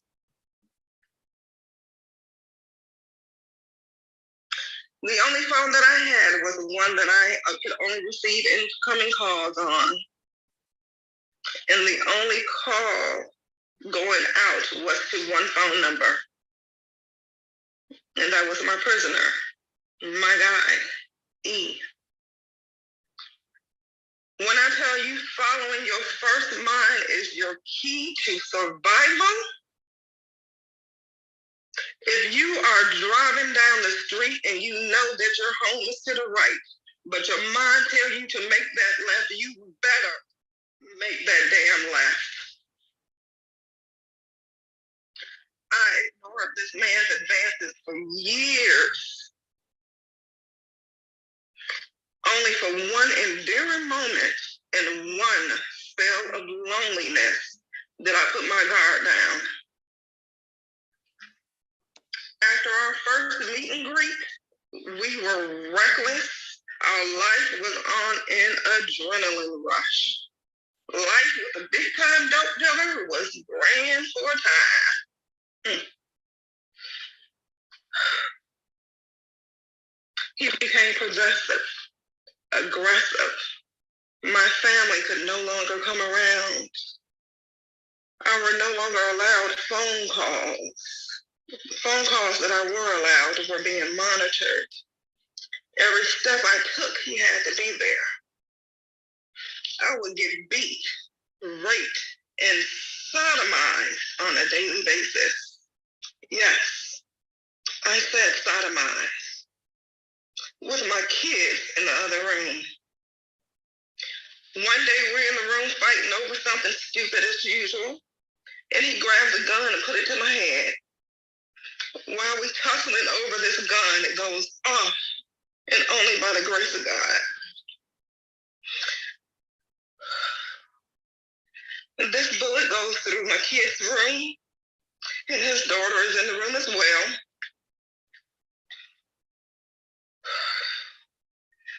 At this point, we get freaked out, making sure that the kids are okay, and then worried about the police because of so much crap that was in this household.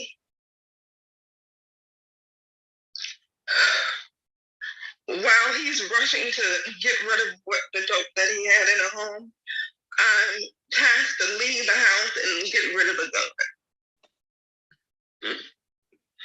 But somehow, grabbing my bullcrap phone just to receive a call from him, I grabbed his. So upon realizing that, I frantically called my mother, whom I hadn't talked to in months.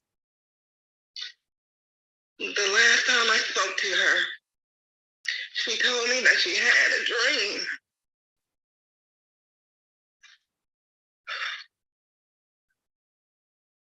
But if I did not leave this household, she would not see me any longer. So we cocked up a plan for me and my children to get out.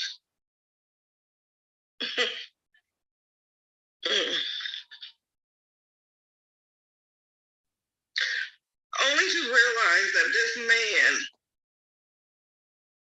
is monitoring every phone call in or out.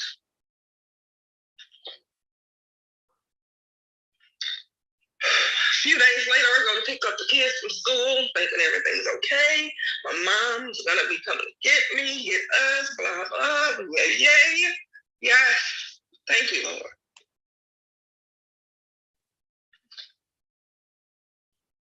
He frantically runs in the house, mentioning me a guy that I knew for a fact was in jail, needing a lot of weight. Something that he would never order because he was a bum. Me mentioning this fact, I got jumped on right in front of my kids for the first time. I am being beaten and choked to almost unconsciousness in front of my children. And that's all I could think about is my kids see this.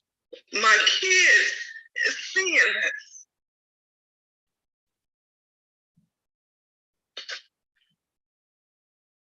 As he splashed water on my face to wake me up and say, bitch, get up.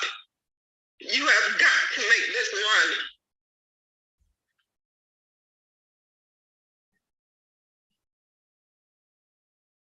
Throwing a gun in my hand and dope in my hand and rushing me out the door.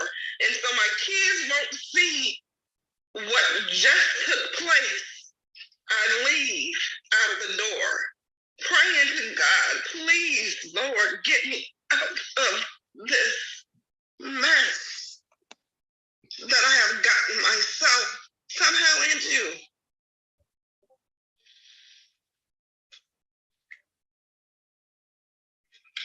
I knew something about this the whole time was not right. The entire time he wanted to be on the phone with us, with me. I'm in the car alone. He wanted to be on the phone with me, telling me, depicting me step by step what to do. And I am moving to his will like a puppet. Get to location, no one there. Leave location, and I feel the energy, and I'm praying to God, please, Lord, help me. Next thing you know, nothing but SWAT cars surround my car like I'm in a movie. I was in a movie, and I'm like, Lord, what is this? This is not what I wanted. This is not the answer. But it was.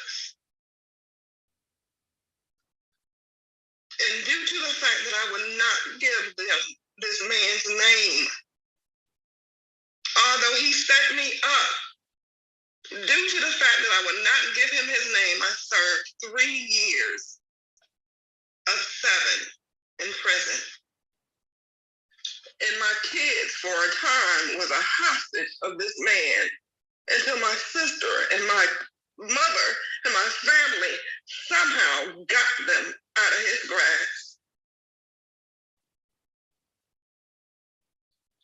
That imprisonment turned my life around. When I say I was living a reckless life, I was living a reckless life. God knew what he needed to do for me to sit my ass down. Excuse my language.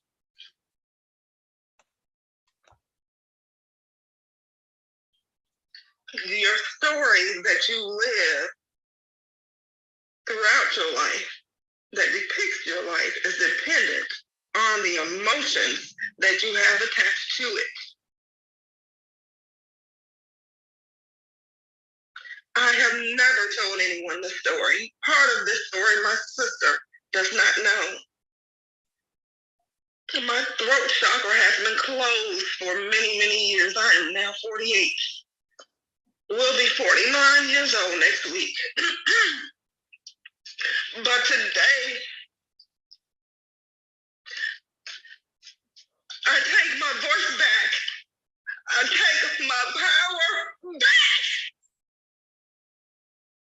Yeah. I take back my power. I am Angela Donnie. I am worthy. I am loved. I am safe. I am fearless. I am. And I concede.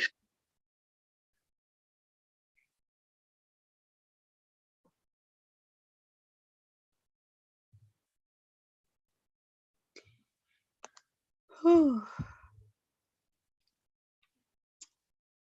Let's just breathe in this moment.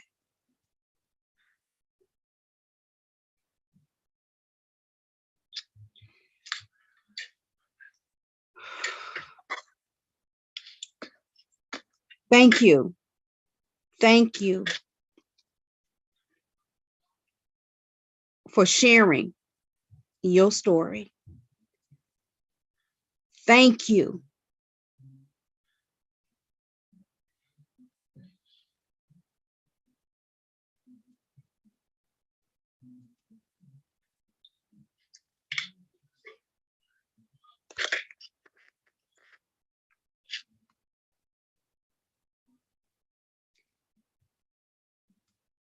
Is there anybody that can talk in this moment?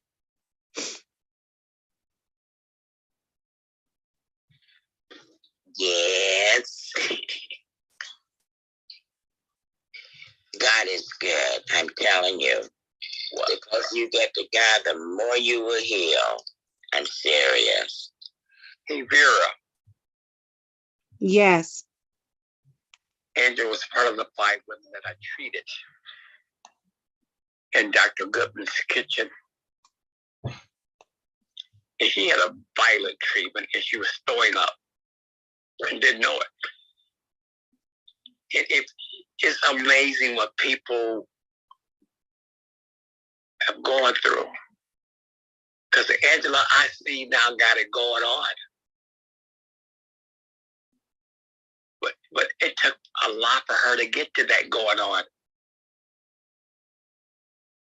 With a whole lot.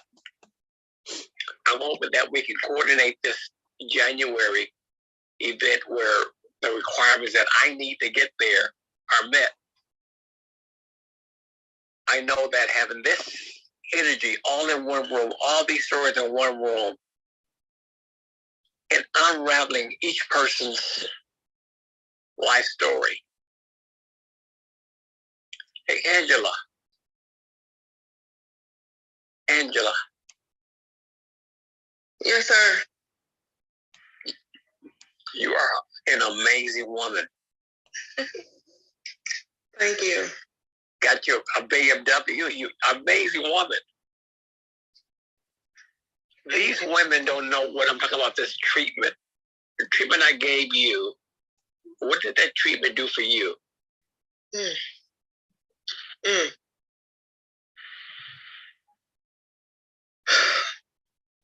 This treatment has powerful, extremely powerful. This treatment has opened doors for me that I never knew existed for me.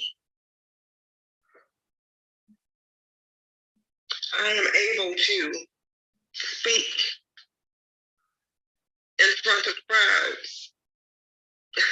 I might be a crybaby doing it, but hey, I'm there. It has healed my body from the inside out. My weight is leaving, melting off. I no longer accept BS, and I can see it before it comes to me. I am starting to now walk in my power. I am walking in my power. That's what those treatments have done for me. And I thank you, Dr. Vincent, and your gift, and you following the word of the Lord and following what it is that he's telling you to do to help humanity. Help humanity. I'm just hoping that on January 11th, 12th, and 13th, you take some days off. And if Vera can get that enough women who are my requirements told I need to have to happen to get me there, I'll be there. Just imagine everybody with their story, all that energy being released, have the light of God shine a light on it. Amazing. When I look at you, I said, well, I smile. When I first met you, you walk in a room with your head down. Did you know that, Angela? I can believe when you walk in the room, I'm here, baby, I'm here. The Queen's here. I love it. Isn't it amazing when that weight lifts off of you and that weight of your body? You were overweight because all that weight on your body was all those rapes as a young kid. You were thin and you couldn't fight for yourself. You gained the weight unconsciously to be a threat to any man trying to take you with rape. You can fight back. How much weight have you, I mean, let me ask you this question here. Is your mirror kind of looking at you, Angela? No, it's not. My mirror's like, come here, baby. Where you going? How does it feel now watching after we did our Enoch surgery on you, spiritual surgery on you, how we got rid of all the darkness and let the spirit just go through every cell to the body? It starts to melt. Isn't it amazing how the body just started losing weight automatically? You do nothing else. God is awesome. And you know what we're going to do, Dr. Vincent, is we're going to have a couple of special rooms geared toward having you speak again. I know we've done it several times, so we're going to do a couple of special rooms, and we're going to schedule that to talk about Enoch treatment, exactly what it is, because I know that's probably kind of foreign in this room right now, as well as I would like for us to, talk about the thotopy and tapping. And so I want to set a special room for that with you, Dr. Vincent, because again, I know you, I've had a chance to witness it, and I've had a chance to see the difference that you've made in God's life, in people's life, by allowing God to use you as a vessel. So I'm always humbled by your gift. And I always appreciate the stories, because I know that you are a force to be reckoned with, Dr. Vincent. So yes, I'm already working toward the live event that will take place in Bolingbrook, Illinois on January the 11th, the 12th, and the 13th. Most of the women that's on this stage, if not all of them, but most of them, are part of the Book of Ruth, how to create new chapters in your life. The Book of Ruth, how to create new chapters in your life. And Dr. Vincent, you're one of the biggest sponsors and biggest supporters in that movement. So I am definitely, again, honored to first of all be able to feature you as one of the sponsors in the Book of Ruth. Again, for those that don't know, this book is inspired by my good friend and mentor, Les Brown. There's a lot of video footage and planning that goes into the Book of Ruth, right from Les Brown's mouth, right when the book dropped in his spirit through a conversation. We got all of that footage, as well as personal interviews. Now, I don't like to make any guarantees as it relates to Les Brown, because I just like, people, for it to just happen how it happened.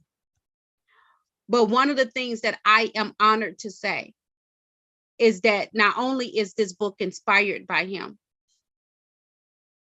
it's also a book that he's been waiting on. We didn't know who the people would be that God would send, but we did know two things: that they would come, and that it would not be for us to determine who they were.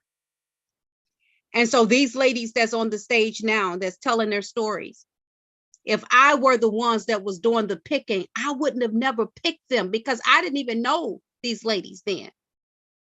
But God knew already.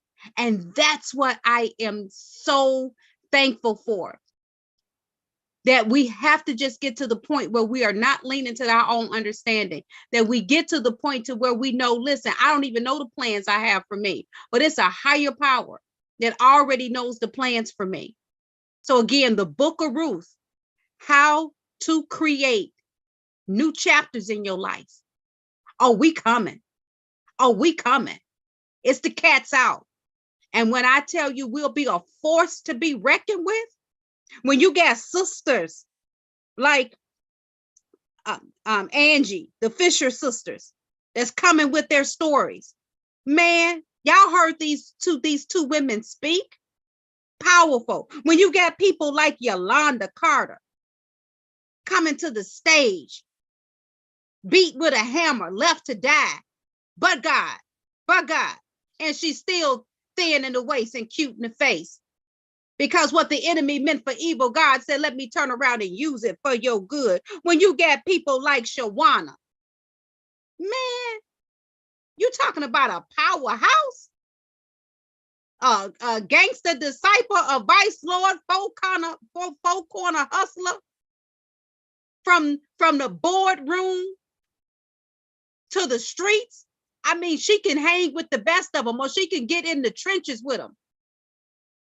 She can put her heels on and have her gun on her side and still, what? You talking about a force to be reckoned with. When I look at Sister Bay and her stories and how she comes in and just get in where she fit in and make changes and making moves like only she can. When we get somebody like Chief Kamala, what? They don't call her Smiling Thunder for nothing. If you don't know who Chief Kamala is, and you don't know the moves that this woman make, you're going to find out why they call her Smiling Thunder. Because she's literally going around the world,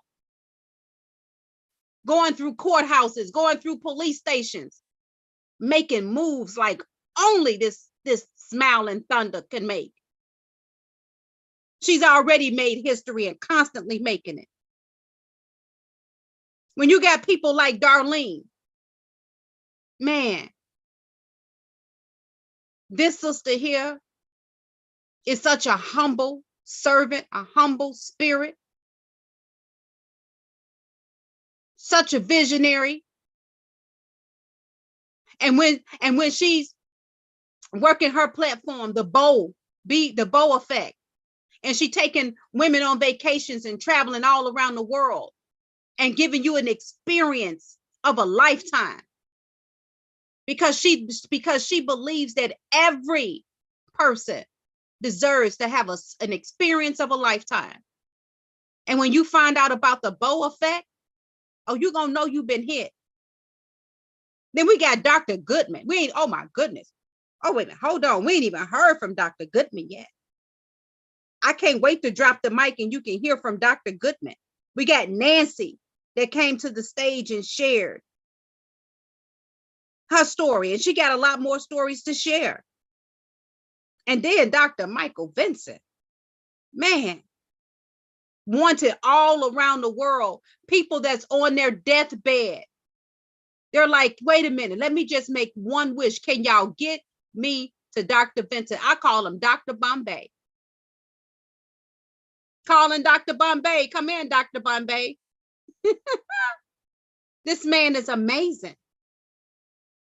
When doctors don't know what to do, this man can look in your face and tell you what's going on with you. This man can listen to your voice and tell you what's going on with you. This man is doing spiritual treatment from the book of Enoch. I go search the book of Enoch, and that's one of the lost books of the Bible. Where they lose it at? I don't know, but Dr. Vincent done found it. And then we have Miss Ola Walker, 82 years young. Yeah, she's part of the Book of Ruth, how to create new chapters in your life. 82 years young, looking like she's 65. Got to chase men away from her, saying, get on back away from me. Man, what y'all running after me for? She still got her track shoes on. She's still traveling. She's still teaching. She's going to have a platform on this Clubhouse, teaching women, young women. If y'all make it to 82, let me show y'all what it looked like. Let me show y'all how we move. Let me show y'all what we do to get to this age.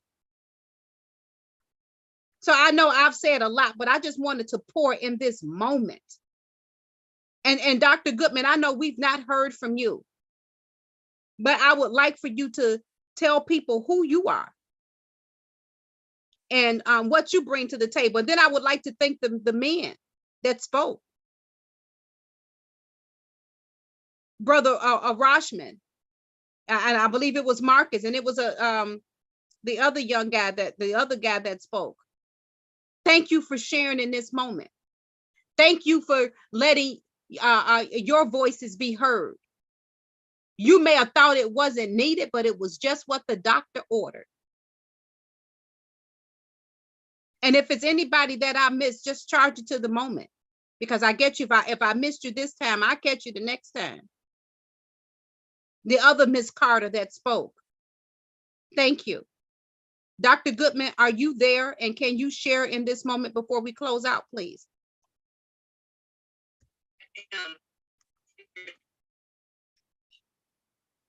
You in the matrix, Dr. Goodman. Uh-oh, let me see. There you go. There you go. Okay, is it better? How do you hear me? Yes, I hear you good and fine. Okay, wonderful. I'm gonna be short because I honestly, after Angela finished speaking, my soul and spirit was like, and I'm so grateful that you came on and just breathed through. And I'm so grateful to hear the strength in the few women that I came on to hear a little bit late. But I just want to commend everybody, because the little bit that I've heard, I'm hearing everyone say, the only thing that got me through this was God. The only thing that got me through this was prayer. The only thing that got me through this was a relationship closer to my Creator. And there's no way that any of us could have survived what we went through without Yah Almighty. So for this moment, I just say to everybody, let's just give great thanks to the God who put in his scripture, when the enemy comes in like a flood, that the Spirit of the Lord is going to raise up a standard against it. And we cannot be defeated. We cannot be crushed. We cannot be stopped, because the God that is in us is greater than in the world. So when you call him God, Allah, Yah, we know that there's a greater power.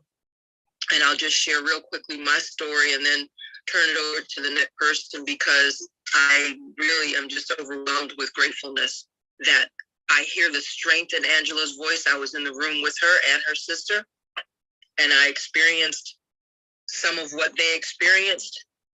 I had no idea that their trauma was as it was, but I am so grateful that I got a chance and still get a chance to walk in the power of knowing them as my sisters on this side. And that's what I want to start with.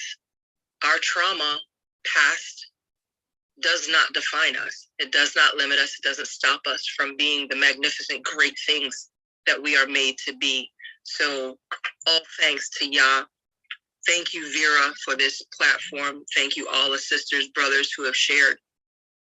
Really quickly, I am CJ Goodman, MD. I'm a licensed physician. I've been practicing medicine since 1992. Went to undergraduate school at Cornell University. My medical school was University of Medicine and Dentistry in New Jersey, and my residency was done in the South Bronx at Bronx Lebanon Hospital. And Sister of Christ, who was a certified nurse who had me come train at her hospital so I can learn. Wait. You back in the matrix. Okay, let's see. Let me walk. See if I can get out of this spot. Wherever you at now, we hear you. Okay. We hear you. How do you hear me now? Loud and clear. Okay, beautiful. Yes. All right. So Cornell U, UMD, and J, Bronx Lebanon Hospital for my residency. My older sister in Christ was a certified nurse midwife who taught me midwifery at the same time that I was learning obstetrics and gynecology. That was my intro into holistic care. I wasn't interested. I was simply obedient to my older sister. And the thing that I saw was that her patients consistently got better faster than mine. Now, if you fast forward, she went on to become a naturopath. I went into solo practice in New Mexico. And a couple of years after I was there, I found 17 lumps in my breast. I had no idea that being a physician would allow you to still get sick with the things that you were helping other people to get well from. But that just goes to show the type of arrogance that they teach us in Ivy League schools and medical schools and such, because they really do teach us that we are a step down from God. So they make us believe, or teach us, brainwash us is better words for it, that you are invincible. And the reason why I ended up in Cornell, I'll just give you the backstory of the little bit of domestic violence that I endured. I'm the third of 3 girls. My parents are from Sumter, South Carolina, Fort Pierce, Florida. Their parents were both sharecroppers. So they worked in a time when Jim Crow was very much active. And the thing that I found out as my years went on and I got older was that both of those dads, granddads, would come home and abuse their families. And because my mother and father both grew up in domestic violence, that if a kid did something wrong, well, you beat them maybe till you get tired, or you grab a shoe, you grab an iron, you grab whatever you get your hands on, you hit them. That's what they were accustomed to. So that's the way that we came up as well. My older sisters got the brunt of it, but we also knew that there was I guess a hint or a thread of potential incest that ran through on both sides of the family, because our mom would consistently tell us, don't ever sit on your uncle's laps. And she did what she could to keep us from being alone with them. But that did not stop some of the attacks and the sexual assaults that happened to me early, and that happened to some of my other family members, cousins and such, that admitted to me later that they had been sexually assaulted by family members or others. Running on through, these 17 lumps that I found in my breast, and it might seem like I'm jumping around, but I'll tie it all together in just a moment. The 17 lumps that I found in my breast, I had to go and get a biopsy for. And as I laid on that operating room table, naked, scared, cold, and surrounded by 8 people that I did not know who were about to cut a piece of my body off, I started to cry.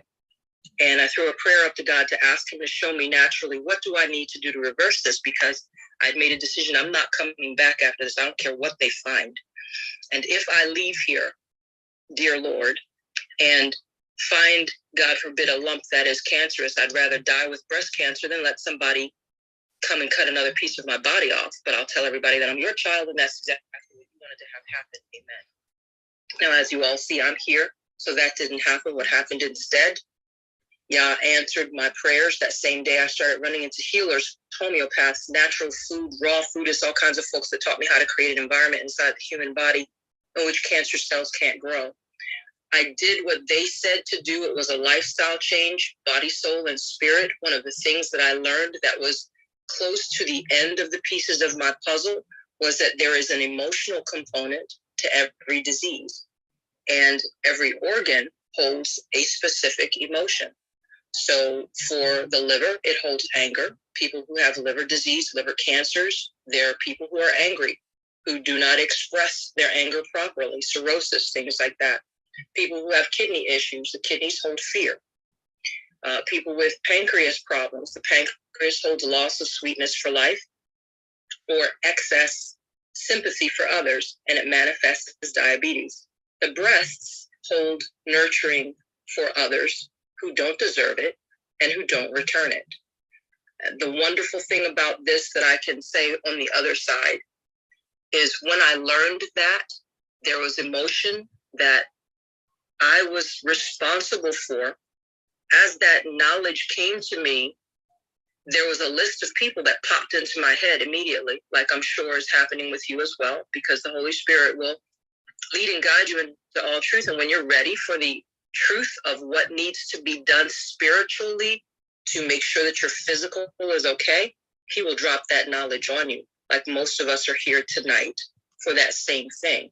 So when I realized and learned that the emotions that I was suppressing or thought that I was suppressing about hating the fact that I had to be basically an indentured servant to my family, hating the fact that I had to come home for birthdays and Father's Day and Mother's Day and holidays to people that I knew were going to be verbally, physically, emotionally, financially abusive, my breasts developed some lumps. But when I was given the knowledge that it was an emotion that was unhealthily being held in, meaning I'm still nurturing them. I'm still buying birthday cards and writing, oh, this is I'm so happy that you're still alive and you're the best parents that I've ever had. All of that lie was causing my breasts to make some lumps. And when I realized that I was participating in my own ailment, having come from domestic violence where you're not really allowed to say no, as Angie said, you're not really allowed to have your own voice to say, you know, that's not really what the Bible says, the way that you're living. Those were the things that were bubbling up inside of me that caused lumps to be present. But it empowered me because I recognized with more prayer and talking to God and getting closer to what does the Bible say is what real love is, 1 Corinthians 13. And how do I get to do these things in my life so that I am living the way that he expects me to? Scripture says across the board, you know them by their fruit. So it was a harsh awakening for me to recognize that if they're giving fruit of beatings and insults, and family really knows how to get you on that one thing that really will crush your spirit. If they're crushing your spirit on a regular basis and they want to turn around and say, oh, I love you and we love one another, that is a lie.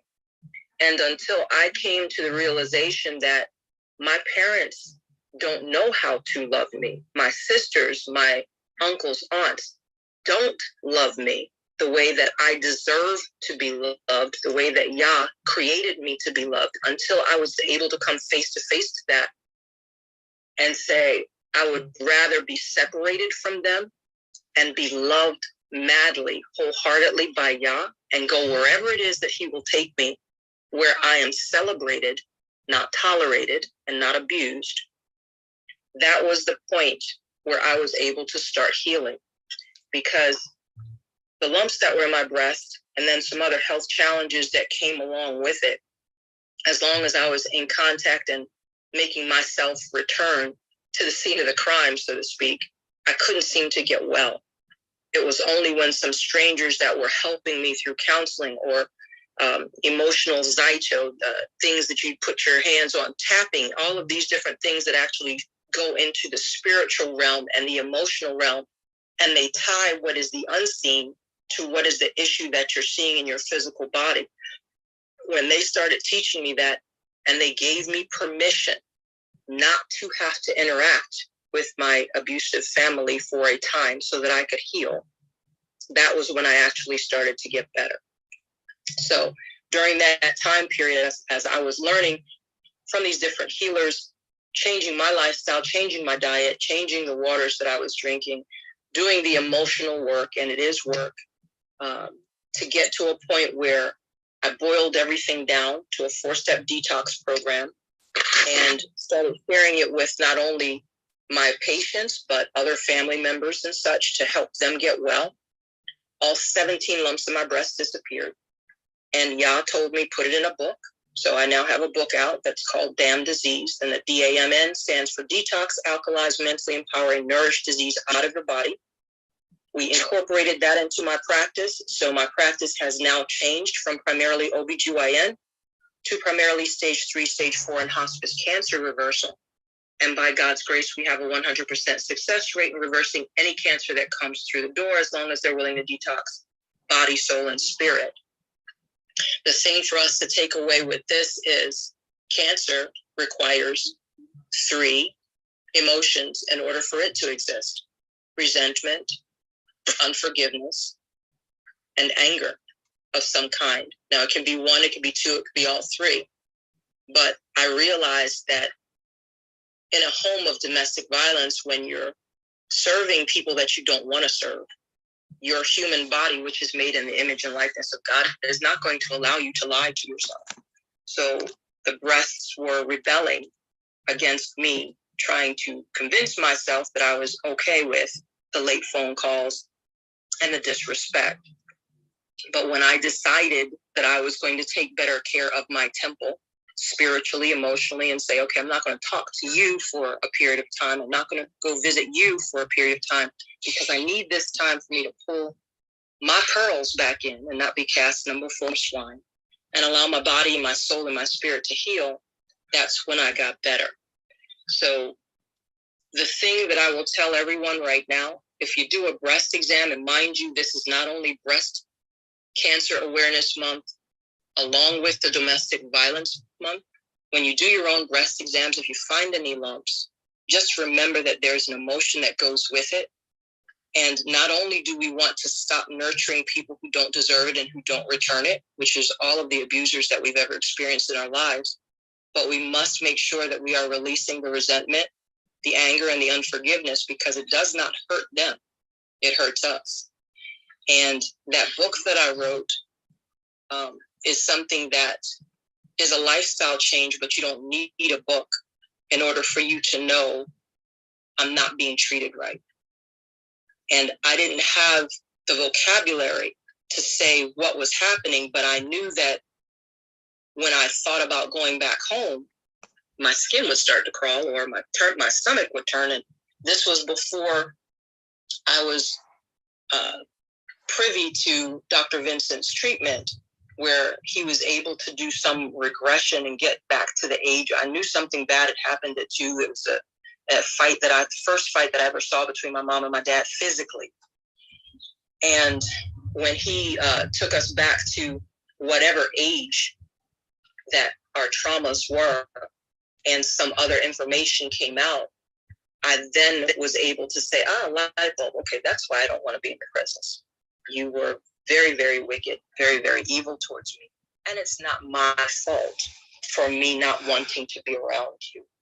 So I'm grateful to be on this side. I'm grateful that the things that I saw in my household didn't cause me to die at the time that they could have, but what it caused me to do was to say, I will not be the kind of woman that submits myself to the hand and the whims of a man to support me and not be able to be self-sufficient, because God made all of us with a skill and a talent to be able to take care of ourselves. It drove me to become an MD, because when I searched for the things that I wanted to do with this body, I wanted to be a dancer, I wanted to be a hairdresser, and I wanted to help people heal. I thought delivering babies was the best thing since breathing.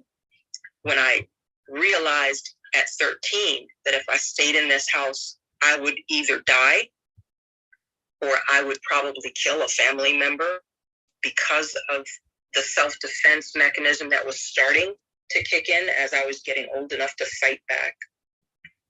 I realized I needed to go someplace and get a job that would allow me to never have to be dependent upon another human to feed myself. So becoming a doctor was not my first choice. It was my first survival reach. And I will not say that I did not go through a number of the things that I've heard some of the other sisters did as well. When I got to Cornell, I went hog wild. It was the first time that I didn't have parents that were there, and I abused this physical temple as well, thinking I'm getting back at them, but realizing with time. And it didn't take more than, one semester of recognizing I'm not hurting anybody by being wild on the streets other than myself. And I'm grateful that, again, at that time, when I was starting to feel some of the depression because of the thoughts that I have to go back for vacations, and I was trying to get myself drunk enough to think that suicide was an option, God did not let me get drunk. And I drank a whole bunch of alcohol, played quarters with Bacardi, went and bought some more, and was looking at a balcony like, why can't I just do this thing? But I could not get drunk. And God kept telling me, you will never get drunk because you're mine. So I am grateful that he kept me alive long enough to get on my knees and recognize that the bad things that happened were done to try and stop this life, this light, this destiny that I have, that I know that I can help save lives, I can participate in any way, shape, or form. And Satan tried to take me out. He didn't. He tried to take all of us out. He couldn't. And I just can't wait until we get into whatever forum that Vera has for us that's going to allow us, with all of our chakras open and all of us coming on the other side and saying, it didn't kill me. And yeah, it made me stronger. But anybody who's even partially going through some of this or has been anywhere near this, please recognize you are great. You are beautiful. I am glorious. I am made in his image and likeness. I am fearfully and wonderfully made. And I am the best thing walking. Nobody has the gift that I have. Nobody has the gift that any of you all have. And with that, Vera, I turn it back over to you with so much gratefulness and so much humility that you even thought that I was worthy to be in this circle. I am beyond grateful and thankful to all of you for everything that you have openly poured into my soul.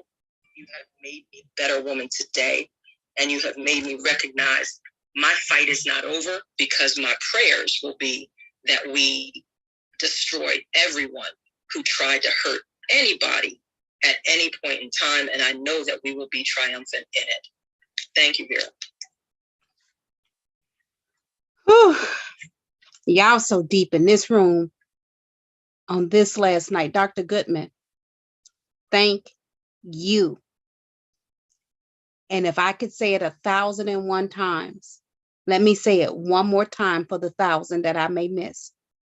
Thank you for the work that you do, for the sisterhood that you bring to the table, for the strength, love, and determination that you bring to the table. It's because I can lock arms with women like you, with women like everybody that's on the stage, and the men like Dr. Vincent, and the men that's in our lives that uplift us and that tell us the things that we need to hear to keep us going in this moment. Thank you. Thank you. Thank you. Now, I know we got one more person that didn't get a chance to speak, and I'm not sure if she's available, but Sister Brittany, Sister Bay, are you available in this moment to speak? If so, please unmute your mic and let us know who you are. We got about another 10 minutes because at 10 o'clock p.m. Central Standard Time, we out of here. So Miss Bay, please, sister, can you please tell us who you are? And does love hurt? Yes, ma'am. My name is Amaru, also known as Brittany. I was born and raised out of the south side of Chicago, Illinois, and raised by a mother and father. My dad was a police officer. My mom was a teacher, and she had a healthcare background. But my mom also had a mental illness. So my life trajectory, I was in a private school, Catholic elementary school, all girls Catholic high school. I was pretty much sheltered as a child. But when I was 12, my mom well, when I was 11, my mom and dad split. And so when they split, my mom ended up going to the hospital, and I had to stay with my grandmother for about 6 months.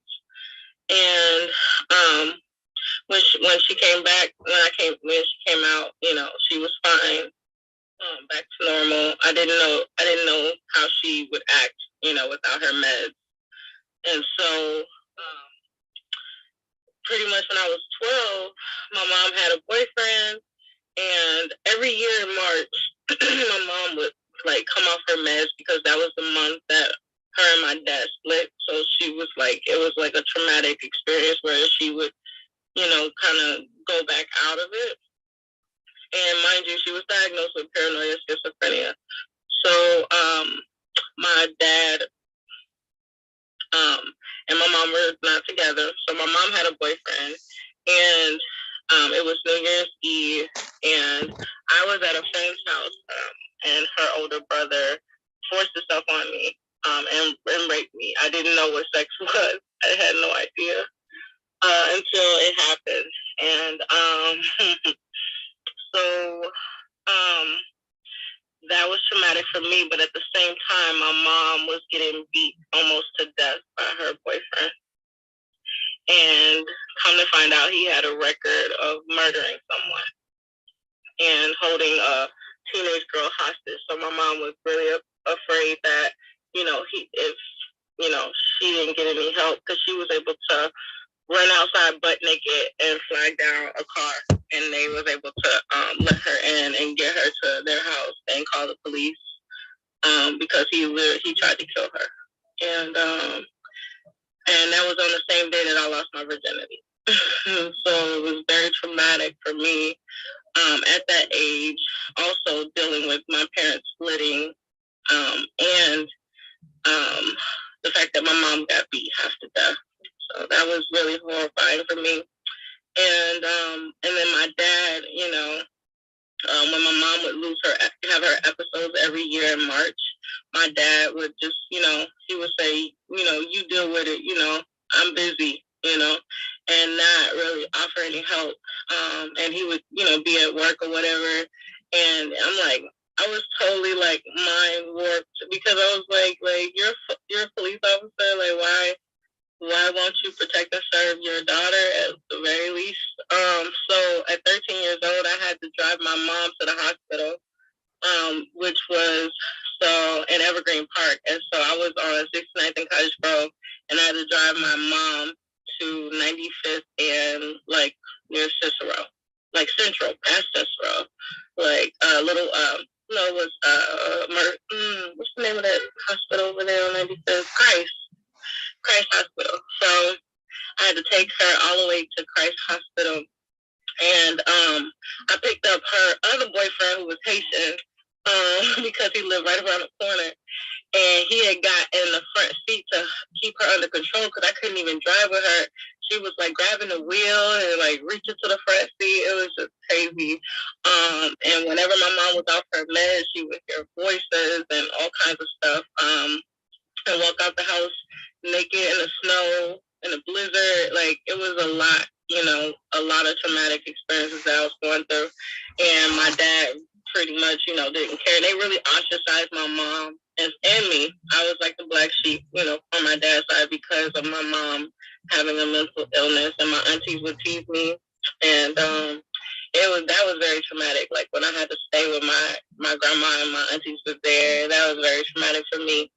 So, even though I was sheltered, I grew up the only child. I was in a private school and stuff. I went through some traumatic experiences, and I had to be my mom's mother and daughter at the same time. And I helped her through it. She wouldn't clean the house. I would clean up the house, make sure everything is in tip-top shape because she wouldn't even clean up behind herself because of her condition. And she lost herself to my dad, and that was really messed up that I had to witness that. As an only child, no siblings to help me through it. But since then, I've taken counseling. I also read a lot of psychology books, self-help books, anything that's nonfiction. And I'm very mindful of what I put into my mind and what I allow to, you know. So like I choose everything that I watch. Like I plan out things the way I want it to plan out. I don't watch movies like that. I don't watch TVs. I create my own life and I tune into myself. It's a lot of shadow work that I have to do, so I don't allow TV or anything to distract me. And the music that I listen to is mostly instrumental. And I play the piano, so I love jazz as well.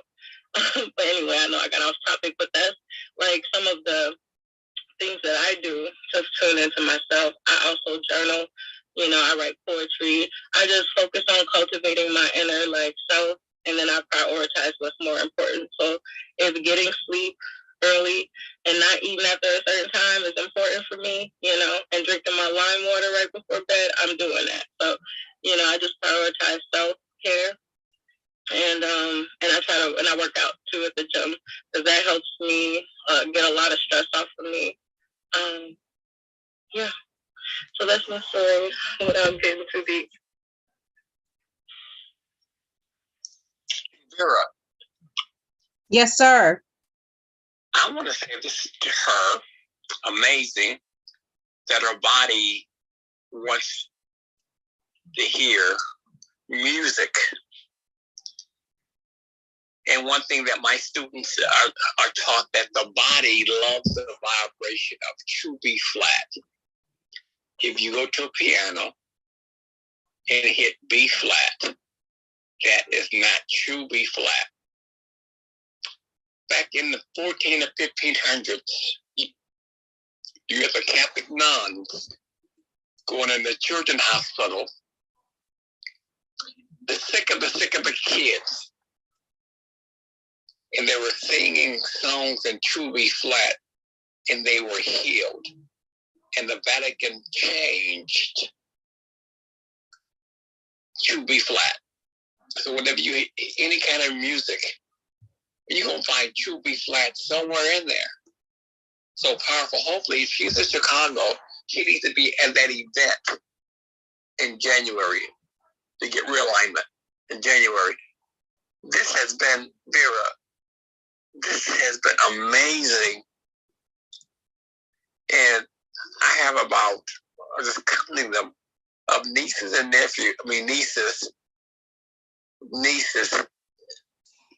great nieces, and great nieces, over 40 little ones, and granddaughters, little ones, that I got to keep a better eye on.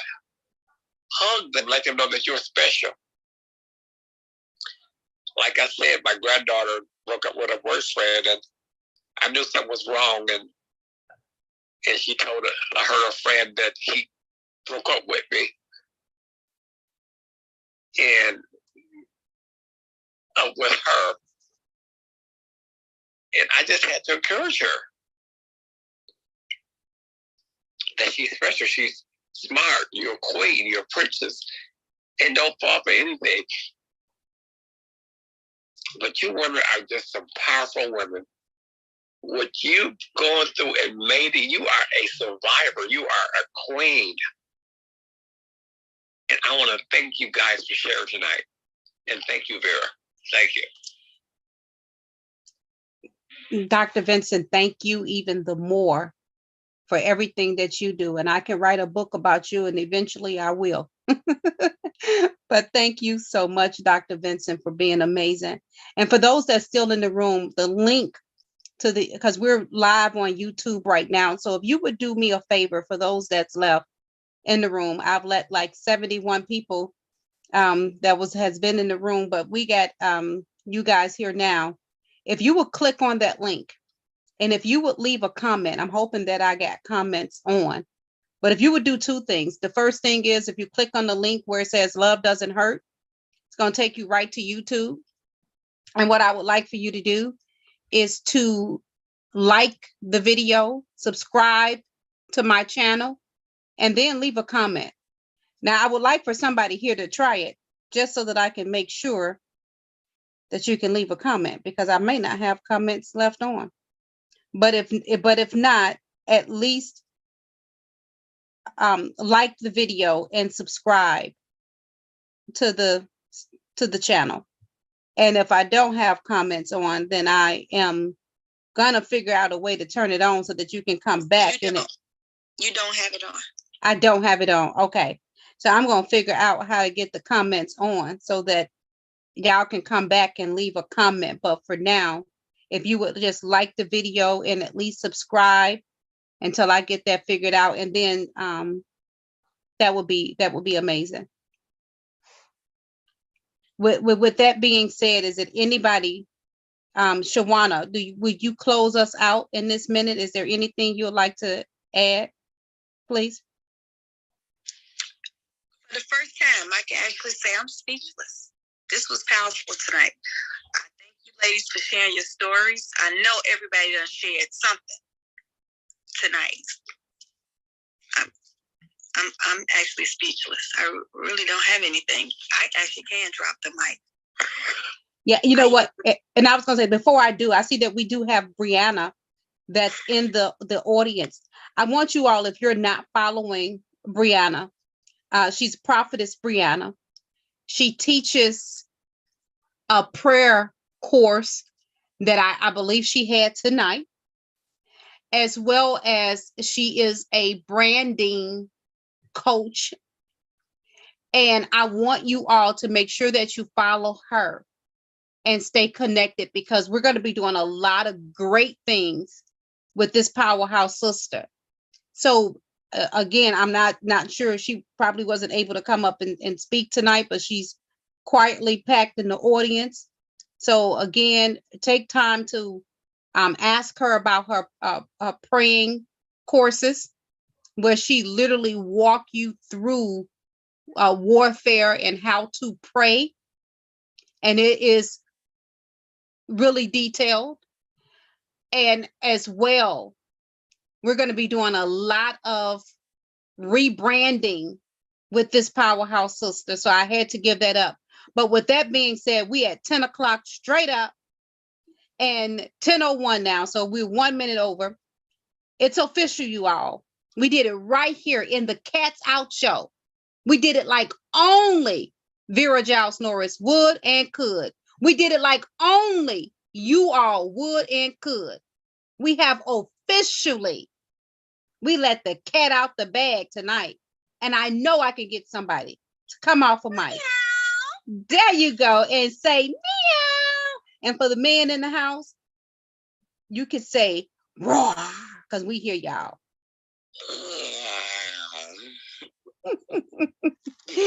This room is officially over.